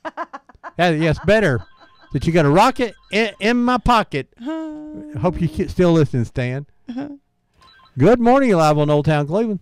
Good morning, Ron. Hey, how you doing? I'm doing okay. Is this Brenda? Yeah. Okay. Hey, Brenda. Hey, I've got a picture somewhere, and I don't know where it is, but I've got a picture of my grandmother on the Mad Mouse in Lake Winnepesaukah, because she went with us one time, and she got on everything I got on. And she was well, she wasn't real old, but she was old to be getting on the rides, and she had a ball. And, of course, she went in a dress. Of course. Because that's all she wore was dresses, and she went in a dress. And even, I mean, I can remember my mother and my aunts and all them. They wore slacks and button-down blouses and things, you know, dressier than what people would go to Lakeland, Pasoka today. Yes. But I can't remember anything that I wouldn't get on. Hey, Brenda. I don't remember now. I've tried, Ron, but I cannot remember anything I wouldn't get on. There are people who go to church dressed like less than what your grandmother did when she went down there. Absolutely. But that was just a place that our family loved to go, you know, all in a group and just have a real good time. And I can remember taking my son when he was just a baby in his, well, you'll have to bear with me just a second. My mind's going haywire. In his stroller. And we would push him around, and, of course, the only thing he could ride, we would take him on the, I call it a merry-go-round. It's the carousel. But I can remember when I was younger, I would ride anything there was out there. It didn't matter if I went to Six Flags or where I went. I would ride anything. But I have, I can't, vertigo now, and I can't. You feel like you're riding things all the time now. I have a Vega. Oh, no, that's an awful thing to have because you just feel like you're falling all the time. Our daughter would ride anything too. She would. She'd ride things that would make us sick to watch it. Oh yeah, and I loved the Cannonball, and my daddy did too. As soon as Daddy found out they had a Cannonball down there, of course he worked at Olin, and they had their picnics down there. And Daddy, from the time we got to that park, except when we were eating, Daddy was in line at the Cannonball, and he'd ride it 27, 28 times, you know, while we were there. And I'd try to get on it with him every time that I could. But Daddy was a big roller coaster fan, and he had, I forget what city it is that they had the biggest roller coaster. Years and years ago, he rode that one. But he always was a big roller coaster fan, and that one didn't thrill him as much as any of the rest of them, but that's the only thing he wanted to ride, so he'd ride it all day long. But we enjoyed Lakeland and Pasoka, and I hadn't been in quite a while, but I tell you, I've had my money's worth if I don't ever get to go back again, but I sure hope I do. Well, we hope you do too. And like I say, they've got that new water park now. You can just go lay on an inner tube and float around for all day long. That'd be more my speed. It'd be my speed, but I wouldn't put on a bathing suit to get in it. Well, they said no thongs allowed. Well, dadgum. I'll just have to put my thong back in the drawer. I hate when that happens. I do too. Lord knows when you got it, you need to flaunt it. And I got more than my share. All right, Brenda. Well, we have digressed now. Yes, we have. Well, y'all have a real good You day. too, Brenda. Thank you. Bye-bye. Okay, bye-bye. I wanted to mention one other thing, two things. We'd like to thank the East Tennessee Historical Society. I'll tell you in a minute. Good morning. You're live on Old Town Cleveland. Yes, where was that Moonshine Festival or whatever it was? It's going to be in Dawsonville, Georgia on May 25th. Yeah, Dawsonville, you said? Yes, sir. Huh? Yeah, Dawsonville, Georgia.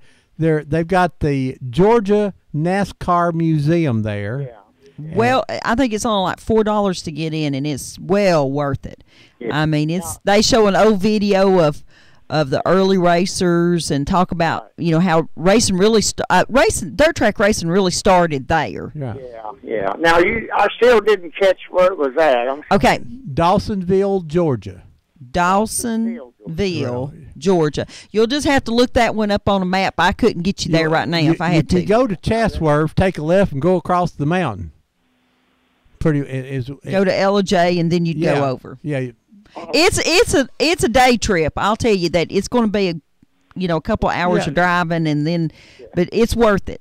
And then you go to the pool hall and get you a hamburger. Okay. All right. Thanks a lot. Bye-bye. Bye-bye. Bye. they have a maybe next week we can have more exact directions for everybody. And when Operating you go room. over, be sure you tell the people when you buy your ticket there at NASCAR that the people at Whoop sent you. Gordon Perkle runs that for him. And Gordon he also Perkle. runs the pool room where you get the hamburger, the Bully Burger. Is what you got to get. Good morning. You're live on Old Town Cleveland. Good morning. This is T. Bandy. Hey, T. T. Bandy. Bandy, what's up? I was remembering the days when I used to make coffee down there at the co-op and save all the quarters.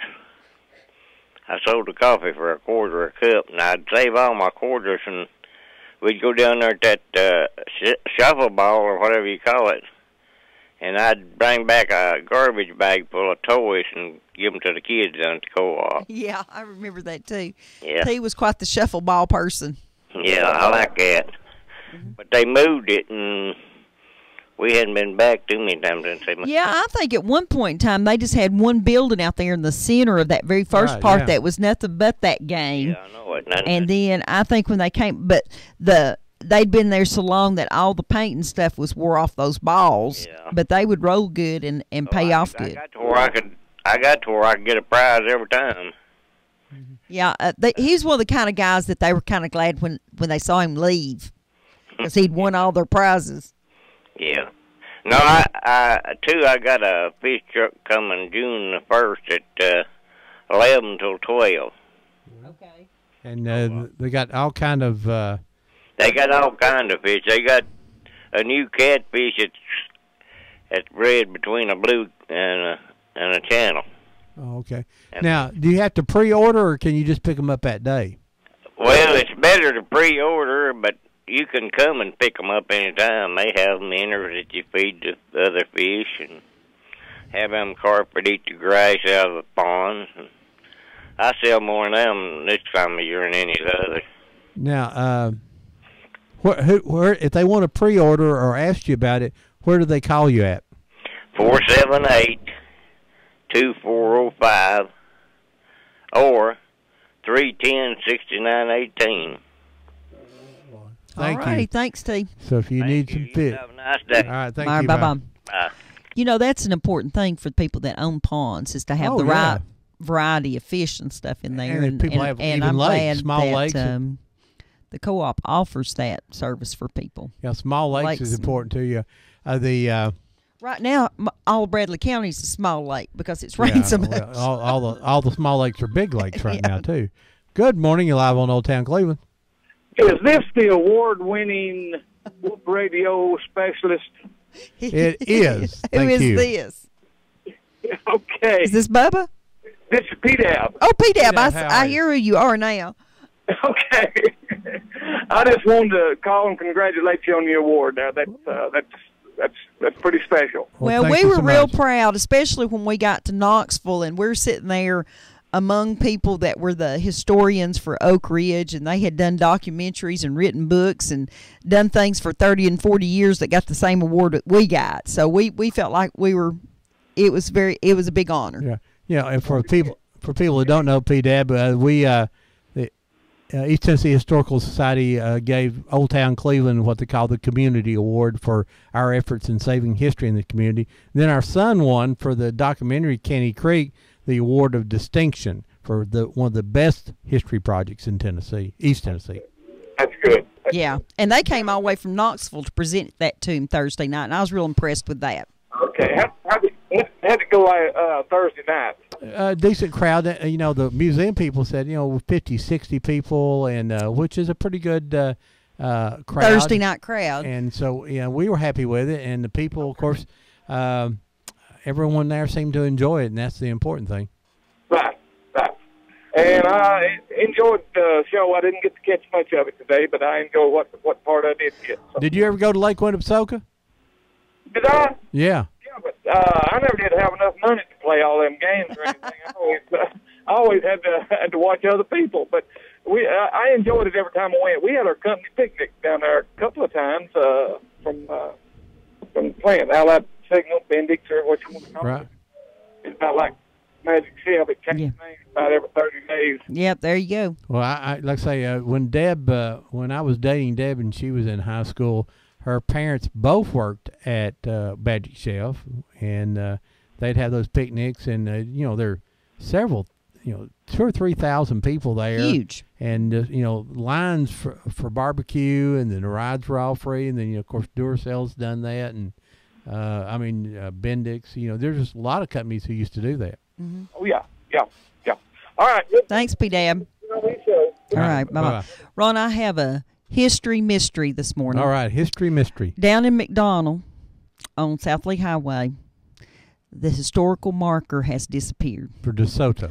It's the DeSoto marker. It's been there since 1938. It's been there since 1938. A few weeks ago, apparently somebody had run over and it was leaning. And so now it's knocked all the way to the ground, but the sign part is missing. And if anyone knows where that's at, our friends at Bendabout Farm said that they would get it put back up, and we really need that sign back. So if somebody took it to protect it and it's in the back of your barn, if you'll let me know, I hope that it has nothing horrible has happened to it. And by the way, and then if you know where the one is for Rattlesnake Springs, Fort Cass, Candy Creek Mission, a lot of our historical markers. Jack Walker. Jack Walker. Well, that's a 2-ton one. Yeah. A 5-ton stone it's missing there. So if you got that, you're pretty big. I'll get a dump truck to come get it. But we're missing markers everywhere, and it's a shame that what little history that we do try to preserve here in Bradley County, and I think we all need to do a better job. The Oak Grove Academy one too. That's located at the corner of Central Avenue and Oak Street. I know it's in bad shape too, and I don't know if the city would help me get it fixed, or if somebody knows anything about, can go by there and look at it and tell me how it needs to be fixed. I don't know. It may just need to be put back upon some kind of other structure. It's a concrete structure that has some rebar in it, and the rebar's down at the bottom is about the only thing holding it up now. 1938, it's lost its concrete. So we need help with those, and I especially was really disappointed last night. We went down to McDonald, and I'm out in weeds up above my knees trying to find the sign, and it apparently has disappeared. That's like I say, it's on the DeSoto route. It was been there for many years, and on South Lee Highway, just as you coming out of McDonald, Handy Andy. Is that the name of the little store? Handy Andy's, or the little grocery there on the right. Then the sign was up on the right there in that. It's the about fork. the V and the fork there, and the post is there, but the sign is gone. So please, we're talking about Lake Winnepesaukah today. 614-5553. We have mentioned that they do have a brand new park opening, or part of the park, a new 5-acre.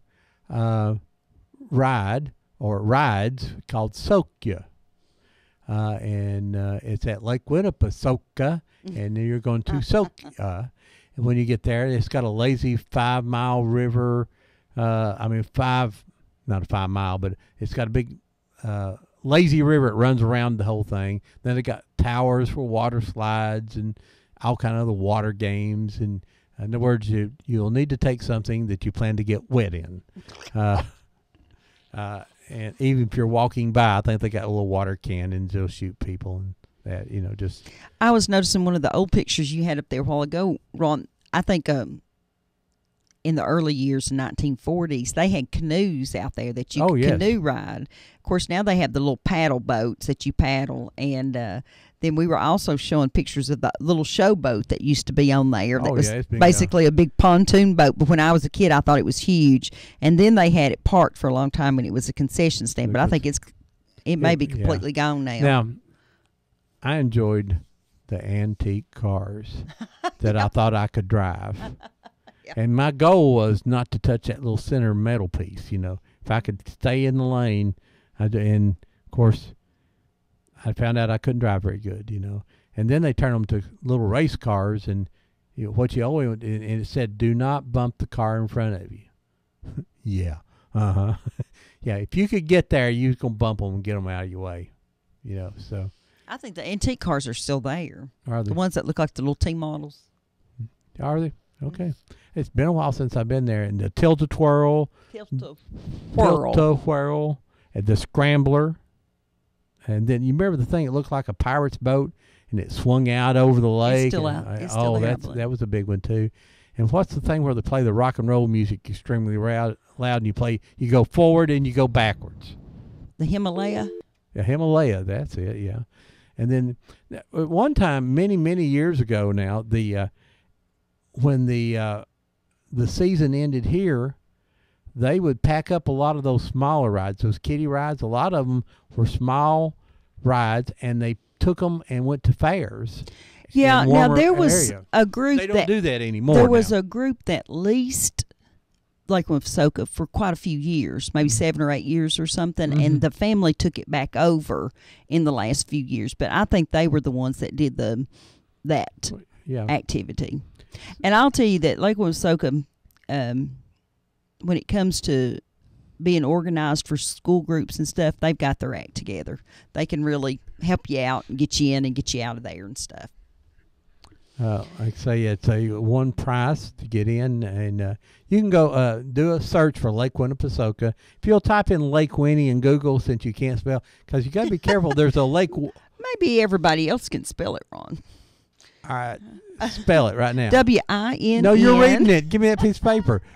And she can't see it. Let me put my glasses on. I'll show you.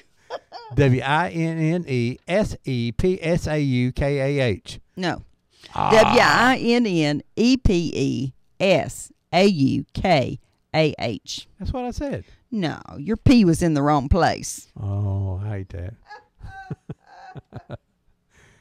All right, we're getting silly here. Call us at 614-5553. And don't forget that our shows have now been archived. If you have a computer, you can go to www.woopfm.com and click on archives, and I think you can pull it up. And all our shows since the beginning of March are on there. I think there's one show when we were out of town and someone else did the show that we didn't get it recorded. But besides that, all the shows that we've been on and doing here, and the B program's on there, which was great. And last week's Copper Hill program, I actually just went over to listen to it and just turned it on and got busy in my office, and it played for the whole 2 hours. It was interesting to hear it again. So, Linda Caldwell's coming from Overhills, Tennessee Overhills. Yeah.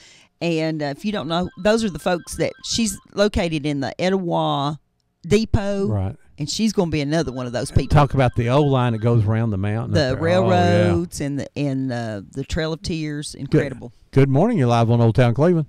Ron? Yes. Milton Cartwright. Hey, Miss Cartwright. Miss Milton. Yes, just wanted to call and tell you I've enjoyed this program on Lake Winnipesaukee. It's just been a special place for our family over the years. In fact, 4 generations have enjoyed Lake Winnipesaukee. My parents took me, and then Eddie and I took our children, and then our children took our grandchildren. So 4 generations have enjoyed that place. And do you remember the swimming pool, the big swimming pool? Oh, yes. I jumped off that diving board and really enjoyed it and cracked a tooth on the bumper cars. And Eddie and I, of course, courted in the boat chute. There we enjoyed that during our teen years. In fact, I still have a silver coin that, you could put your names on it, so I still have that. Now, you didn't smack Eddie in the boat chute, did you? I rode the cannonball with our son, Tim, one time, and I told him when I got off, I said, I hope you enjoyed that trip with your mom, Tim, because that's my first and last trip on the cannonball. I don't like things like that, and as I took the grandchildren over the years, I'd have to tell them that I'd watch them, because if I rode, I'd get sick, and then we'd have to come home, so they were content with just letting me watch them. But and you, that was perfectly all right with you too, right? Yes, it was. We have several grandchildren in Memphis, and the one thing when they have come every summer that they wanted to do was go to Lake Winnipesaukee. And I can remember when we had to measure the children, they had to be so tall to ride some of the rides, and so we had to measure then, and sometimes they weren't tall enough. And now, of course, they're all taller than we are, so... But one experience I had with my 2 granddaughters, I told them that I would take them when it opened that morning, and we did. We went, and we stayed until it closed. So we spent a long day in Lake Winnepesaukah, over 12 hours, and they rode the pirate ship at least 100 times. Now, we stayed till 10 o'clock that night, and so there weren't many folks there, and so the man just let them stay on, didn't even have to get off, and they rode and rode and rode. So Lake Winnepesaukah has just been a special place for our family over the years, and brought lots of joy to the Cartwright clan. So just had to add that to your morning session. It's just been a special place to lots of families and over the years, and it's a little treasure in our. It is. We need to get you and a couple of your friends come in here one morning and talk to us. Well, Milton, I know that you've been friends with, I think, people that you started first grade with at Arnold. There's 9 of us that get together every September for a few days, and we were all in the first grade at Arnold School. So. Well, you need to get a couple of them and come down here and let's talk to you one morning. Okay. Okay, sounds good. And in town in Cleveland, and then others live Hilton Head, Texas, Augusta. Well, we'll get them to call us. There we go. There's 4 of us here, so we'd be glad to do that someday. Melanie, I imagine that long day is the kids didn't think it was long enough, and you didn't think it'd ever end. They weren't ready at 10 o'clock when the doors closed. Thanks, Milton. All right. Okay. Bye-bye. Bye-bye. I think in years past, every Saturday night they had fireworks. I think they only do it at the 4th of July now. Probably the Saturday before. I saw it on the schedule twice for last year. I love Milton. We should have asked her to sing, because somebody on Facebook the other day said they remember her singing on WBAC. Oh. Well, next week's show may be a repeat of this week's show, Ron. I don't have a guest yet. To say that we've been busy the last few days is an understatement, with going to Knoxville and working full time and doing the show at the Museum Center and recording last Saturday. And we've just really have been packing the hours into every day. We'd like to thank David Swafford, who does Whoop on Wheels here on. I wish I had recorded David at that reunion last week, because he was the most excited person there. I mean, he was getting autographs from Freddie Fryer. Well, Freddie Fryer, if you know anything about dirt track racing around Cleveland, when they used to race about the 55 Chevrolets, Freddie and Harold Fryer were. Matter of fact, they even run ads in the paper, wanted someone to beat the Fryer brothers, because they were coming winning the money, and Freddie and Harold played it up a little bit, I think, and but they were well-known racers here. We got to interview Freddie the other day. The rainstorm may have prevented us from using that particular footage. I will tell you that I think we'll use the footage, and everybody there's a lot of like static in the background. It's not static; it's giant, enormous raindrops that were hitting everything. We were at a beautiful farm that belongs to Gordon Brown down in Dalton, and Gordon usually brings out 15 or 20 convertibles to sit around his lake for everybody to enjoy looking at. And obviously he couldn't do that this time, and it was wet, soggy mess, but it was still fun. We had a wonderful time. Gordon Perkle had came up from Dawsonville, yes, and done the catering for it, I believe. Yes. I think it's kind of an agreement. They do that every year. And this is something I don't think it's really open too much to. They don't turn anybody away or anything, but it's just mainly for the old race car drivers to get together. And they all have tales to tell. Our documentary is going to be a hoot, because they all have to tell a funny tale. We've been writing some. I have the opening written, and I have the ending written. Deb come up with a new idea for us last night that I'm going to add into it. So it's. If you have any old films of the Cleveland Speedway, 8mm films, DVDs, videotapes, whatever you have, we'd like to make a copy of it. You'll get everything back. We'll convert your 8mm to DVDs and give you a copy of the DVD and the 8mm back, so you'll have that to play easily now. And so you can contact us at our documentary number is 472 5256. And so if you know anything about racing, we've got really great stories going. Right now we're talking about the Lake Winnepesaukah, 614-5553. Good morning. You're live on Old Town Cleveland. Hey, Rod, I never did get my CD down there. On CD about what? That song of mine, Thank You, Lord, for your blessing on me. I don't know. Who's supposed to make that for you? Daddy. All right. Well, we'll have to get that for you then. I'll get on her about it. All right. All right. Bye-bye. Okay. Call us here at 614-5553. We're talking about Lake Winnepesaukah. We've got a new water park opening up on the Saturday before Memorial Day, and that would be the 25th, I guess, isn't it? 25th, yes. 26th, 28th. Yeah, right. Yes. So you can go down and try that out.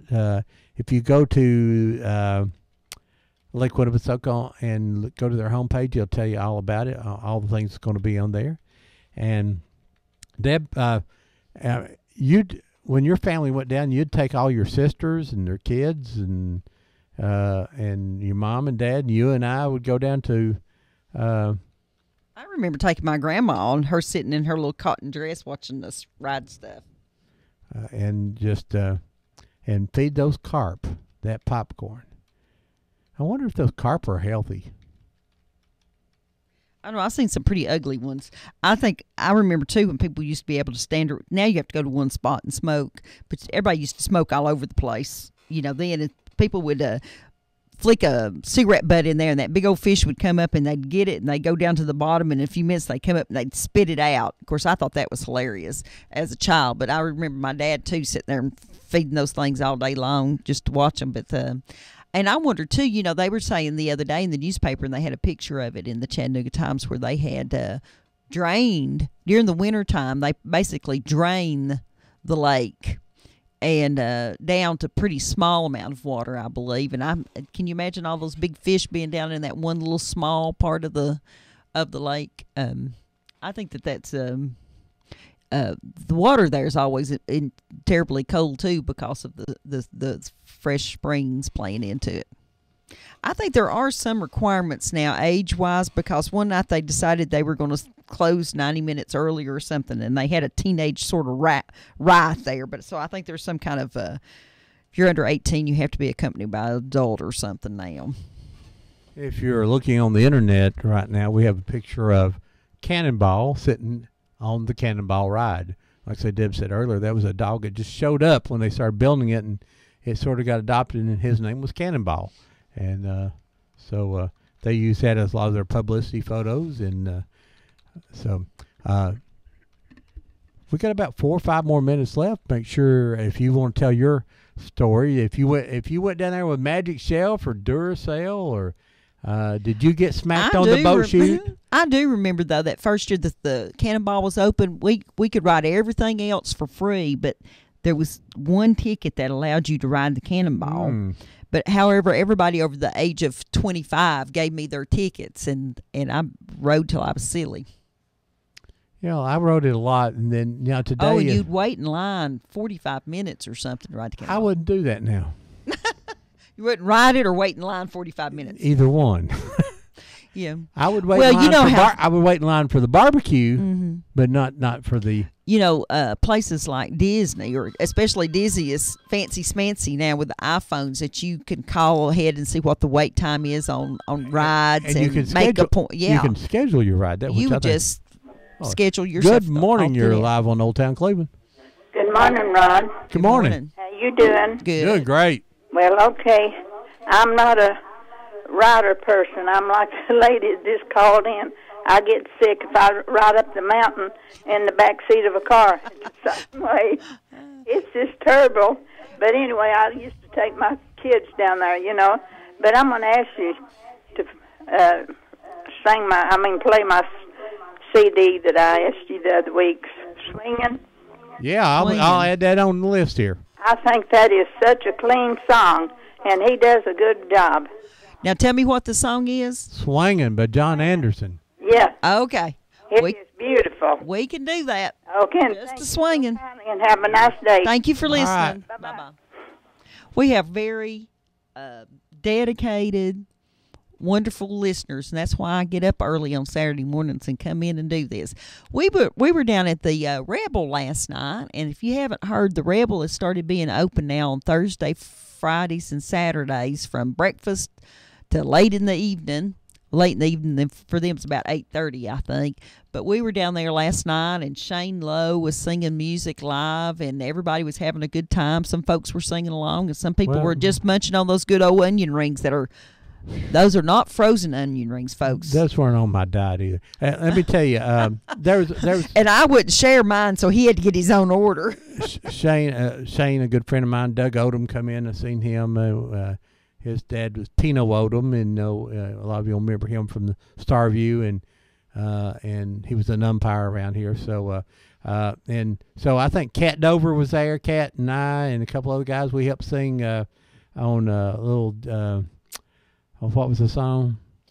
They were doo-wahing. Yeah, we were doing some backups for Shane there, and Shane and I graduated high school together, and so enjoy hearing Shane down there, and it was just a lot of fun. I'm glad that they're doing that now, and of course, they always have good breakfast, good food all the time at the Rebel. Well, Ron, today's been an interesting show with no guest. Well, but it's our callers always make the show. Yeah. Well, I really believe that the success of Old Town Cleveland is because of the people who call. Their stories they share with us are probably some of the best, and some of the funniest things we've ever heard in our life has come from our callers. I think Bob Evans calling, telling him that he was a parachuter. I mean, took parachute lessons, and he jumped out of an airplane 3 times and hadn't landed on the ground yet. And that was funny, and everything. It was funny in a sad way. He landed in a tree, landed on a building, landed on a car. But if you guys didn't hear the story, he was the very first person that the Bradley County Ambulance Service came to get out of a tree. But his jump master, the guy teaching him how to jump, was only had one leg because he had lost his other leg in a parachuting accident. Here's your sign. Duh. And then, of course, we can't tell about the guys who was conceived at the Starview Drive-In, and there are just 100 stories. Of course, it makes me nervous when Ricky Bobby Roy's cousin calls in every time. But we do enjoy everybody that calls in. We have a lot of fun, and we'll have a good show for you next week. And we have some things already booked in June. Some people that promised to come in June. We just don't have them booked yet. The Overhill, it's the Overhill. Tennessee Overhill. Right. And that's the people who run the railroad from Etowah all the way up around the mountain and does that circle around the mountain. And a lot of Indian heritage there and railroad. And good morning, live in Old Town Cleveland. Morning, it's Ed. Hey, Ed, what's up, buddy? Show in Charleston. You got any idea when that thing is? Have I done missed it, or is it coming up pretty soon, or what? I have no idea, but I'll tell you something that's going to happen Friday in Charleston is the new Heritage Center up there is going to be open. They're going to do a ribbon cutting at 2 o'clock, and they're going to have some speakers, and everybody will be able to go in and see the panels that Middle Tennessee State University made about the history of Charleston. But I don't know about the tractor show. If you hear anything, put it on there. I will. We will. Anybody and if you hear anything, you let us know. Thank you. Thank you. Bye-bye. But the Heritage Center, hats off to the Charleston Calhoun Hiwassee Historical Society. They started out about 5 or 6 years ago with 9 people that decided that the history of Charleston needed to be taken care of, needed to be promoted. And they have, in that much time, raised over $100,000, bought the old bank building, and turned it into the Hiwassee Heritage Center. Chamber of Commerce has jumped in, and they've helped fund some of it on a loan base. They funded the last $5,000 that they couldn't come up with, but they've also paid a part-time person to be in charge of it, and that will be there. Lee University and Cleveland State are going to offer senior history students to come in and volunteer. If you live or if you're interested in the history in Charleston and you can volunteer, be sure to stop in and get your name on the list to come by and spend a couple hours a month helping them out. The only way it's going to make it is if people volunteer. Right. It's a good point where people want to come into Charleston, and it sort of can act as a visitor center. It can act as several things there, because I've always said Charleston is probably one of the most historical places in America. And we have not done a very good job in that. And thanks to these people in Charleston who've taken the very first step. And this was not easy. I mean, there's a lot more needs to be done. As we said, and it was really a wise move to buy that bank building because it has that big vault in it. We can get our stuff back from McClung now. The McClung Library took our stuff in 1938 when we flooded part of the peninsula out there at the bend in the river. Archaeological digs all along the river there. And they took that stuff, and it's been in the basement basically at the McClung Library since then.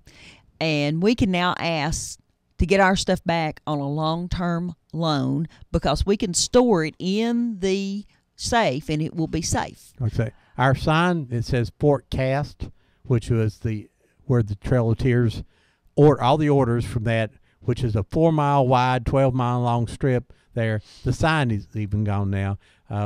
We need to work on getting that marked. I'd love to see a Trail of Tears museum in Charleston where it ought to be. A great big one. A big activity with a cultural center for training, and it needs to be. It may be coming. You know, we need that, and we need to, that would be a good place that people come here.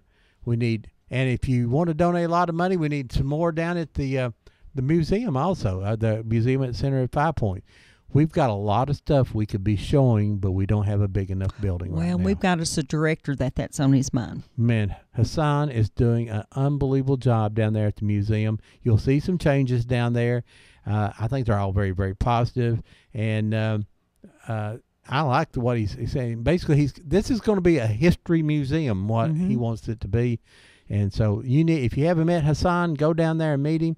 Nice South man. Carolina boy. And the museum is carrying my products. They have the DVD and the book from Caney Creek, and they have the Confederate Voices book. And also, in an effort to help out the Hiwassee Heritage Center, they'll be carrying my products too and keeping a percentage of that for the building. And then Ducktown Basin Museum. And the Ducktown Days are coming up soon, too. You want to go up there? End of the weekend before the 4th of July. I don't know the exact dates, but we're trying to show the documentary up there, too. But we're having a hard time finding an appropriate location that's big enough. Tough. You're right. We may have to do multiple showings and up once there. again, it's planned Sunday, May 19th at 2 o'clock. Take a little Sunday afternoon drive up to Benton, Tennessee. Go through the traffic light on 411. Take a right on the next right. I think that's 314, 318 there. Next right after the traffic light.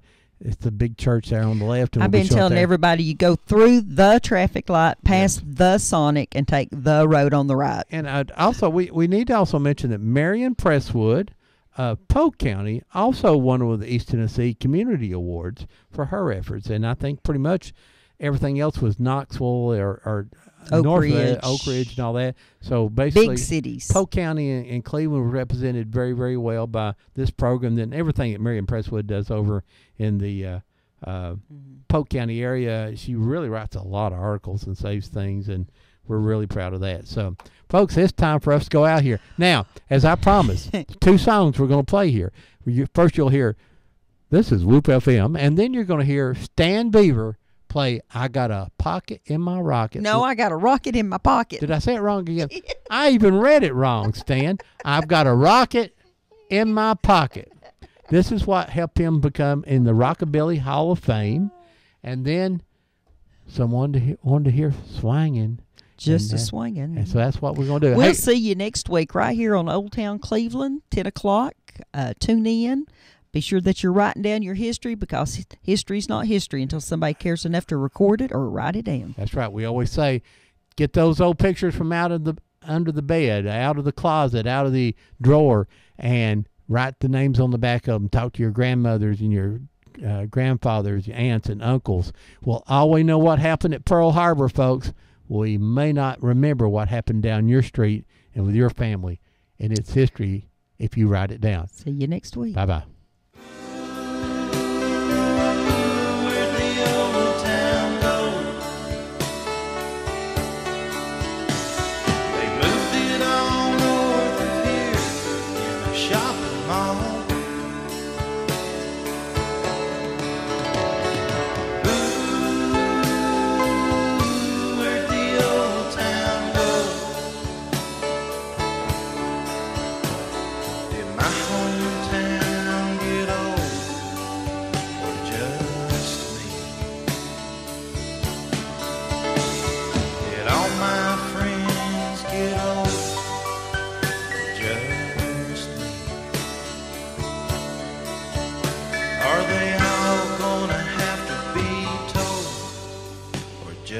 just me.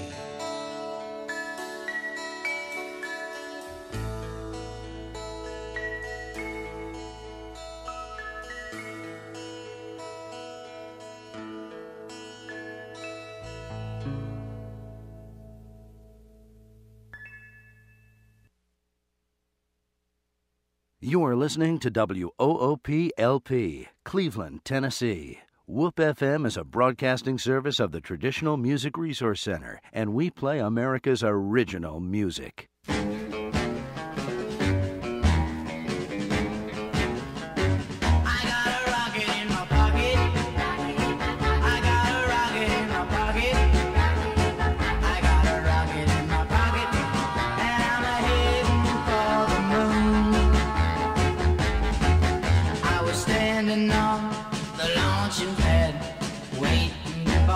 Blast when they finished with the countdown. Boy, I took off fast. I got a rocket in my pocket. I got a rocket in my pocket. I got a rocket in my pocket, and I'm heading for the moon. When we took off through the air like a satellite, I passed that Sputnik out in space, and then went out of sight. I got a rocket in my pocket. I got a rocket in my pocket. I got a rocket in my pocket, and I'm heading for the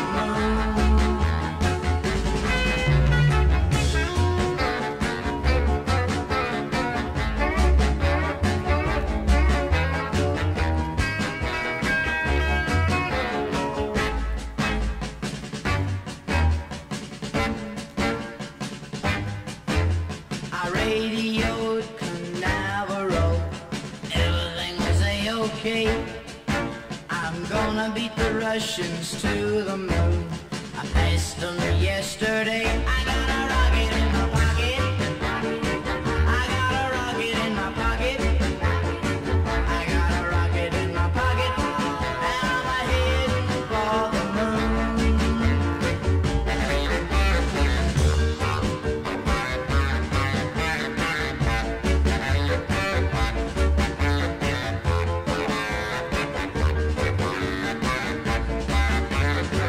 I got a rocket in my pocket.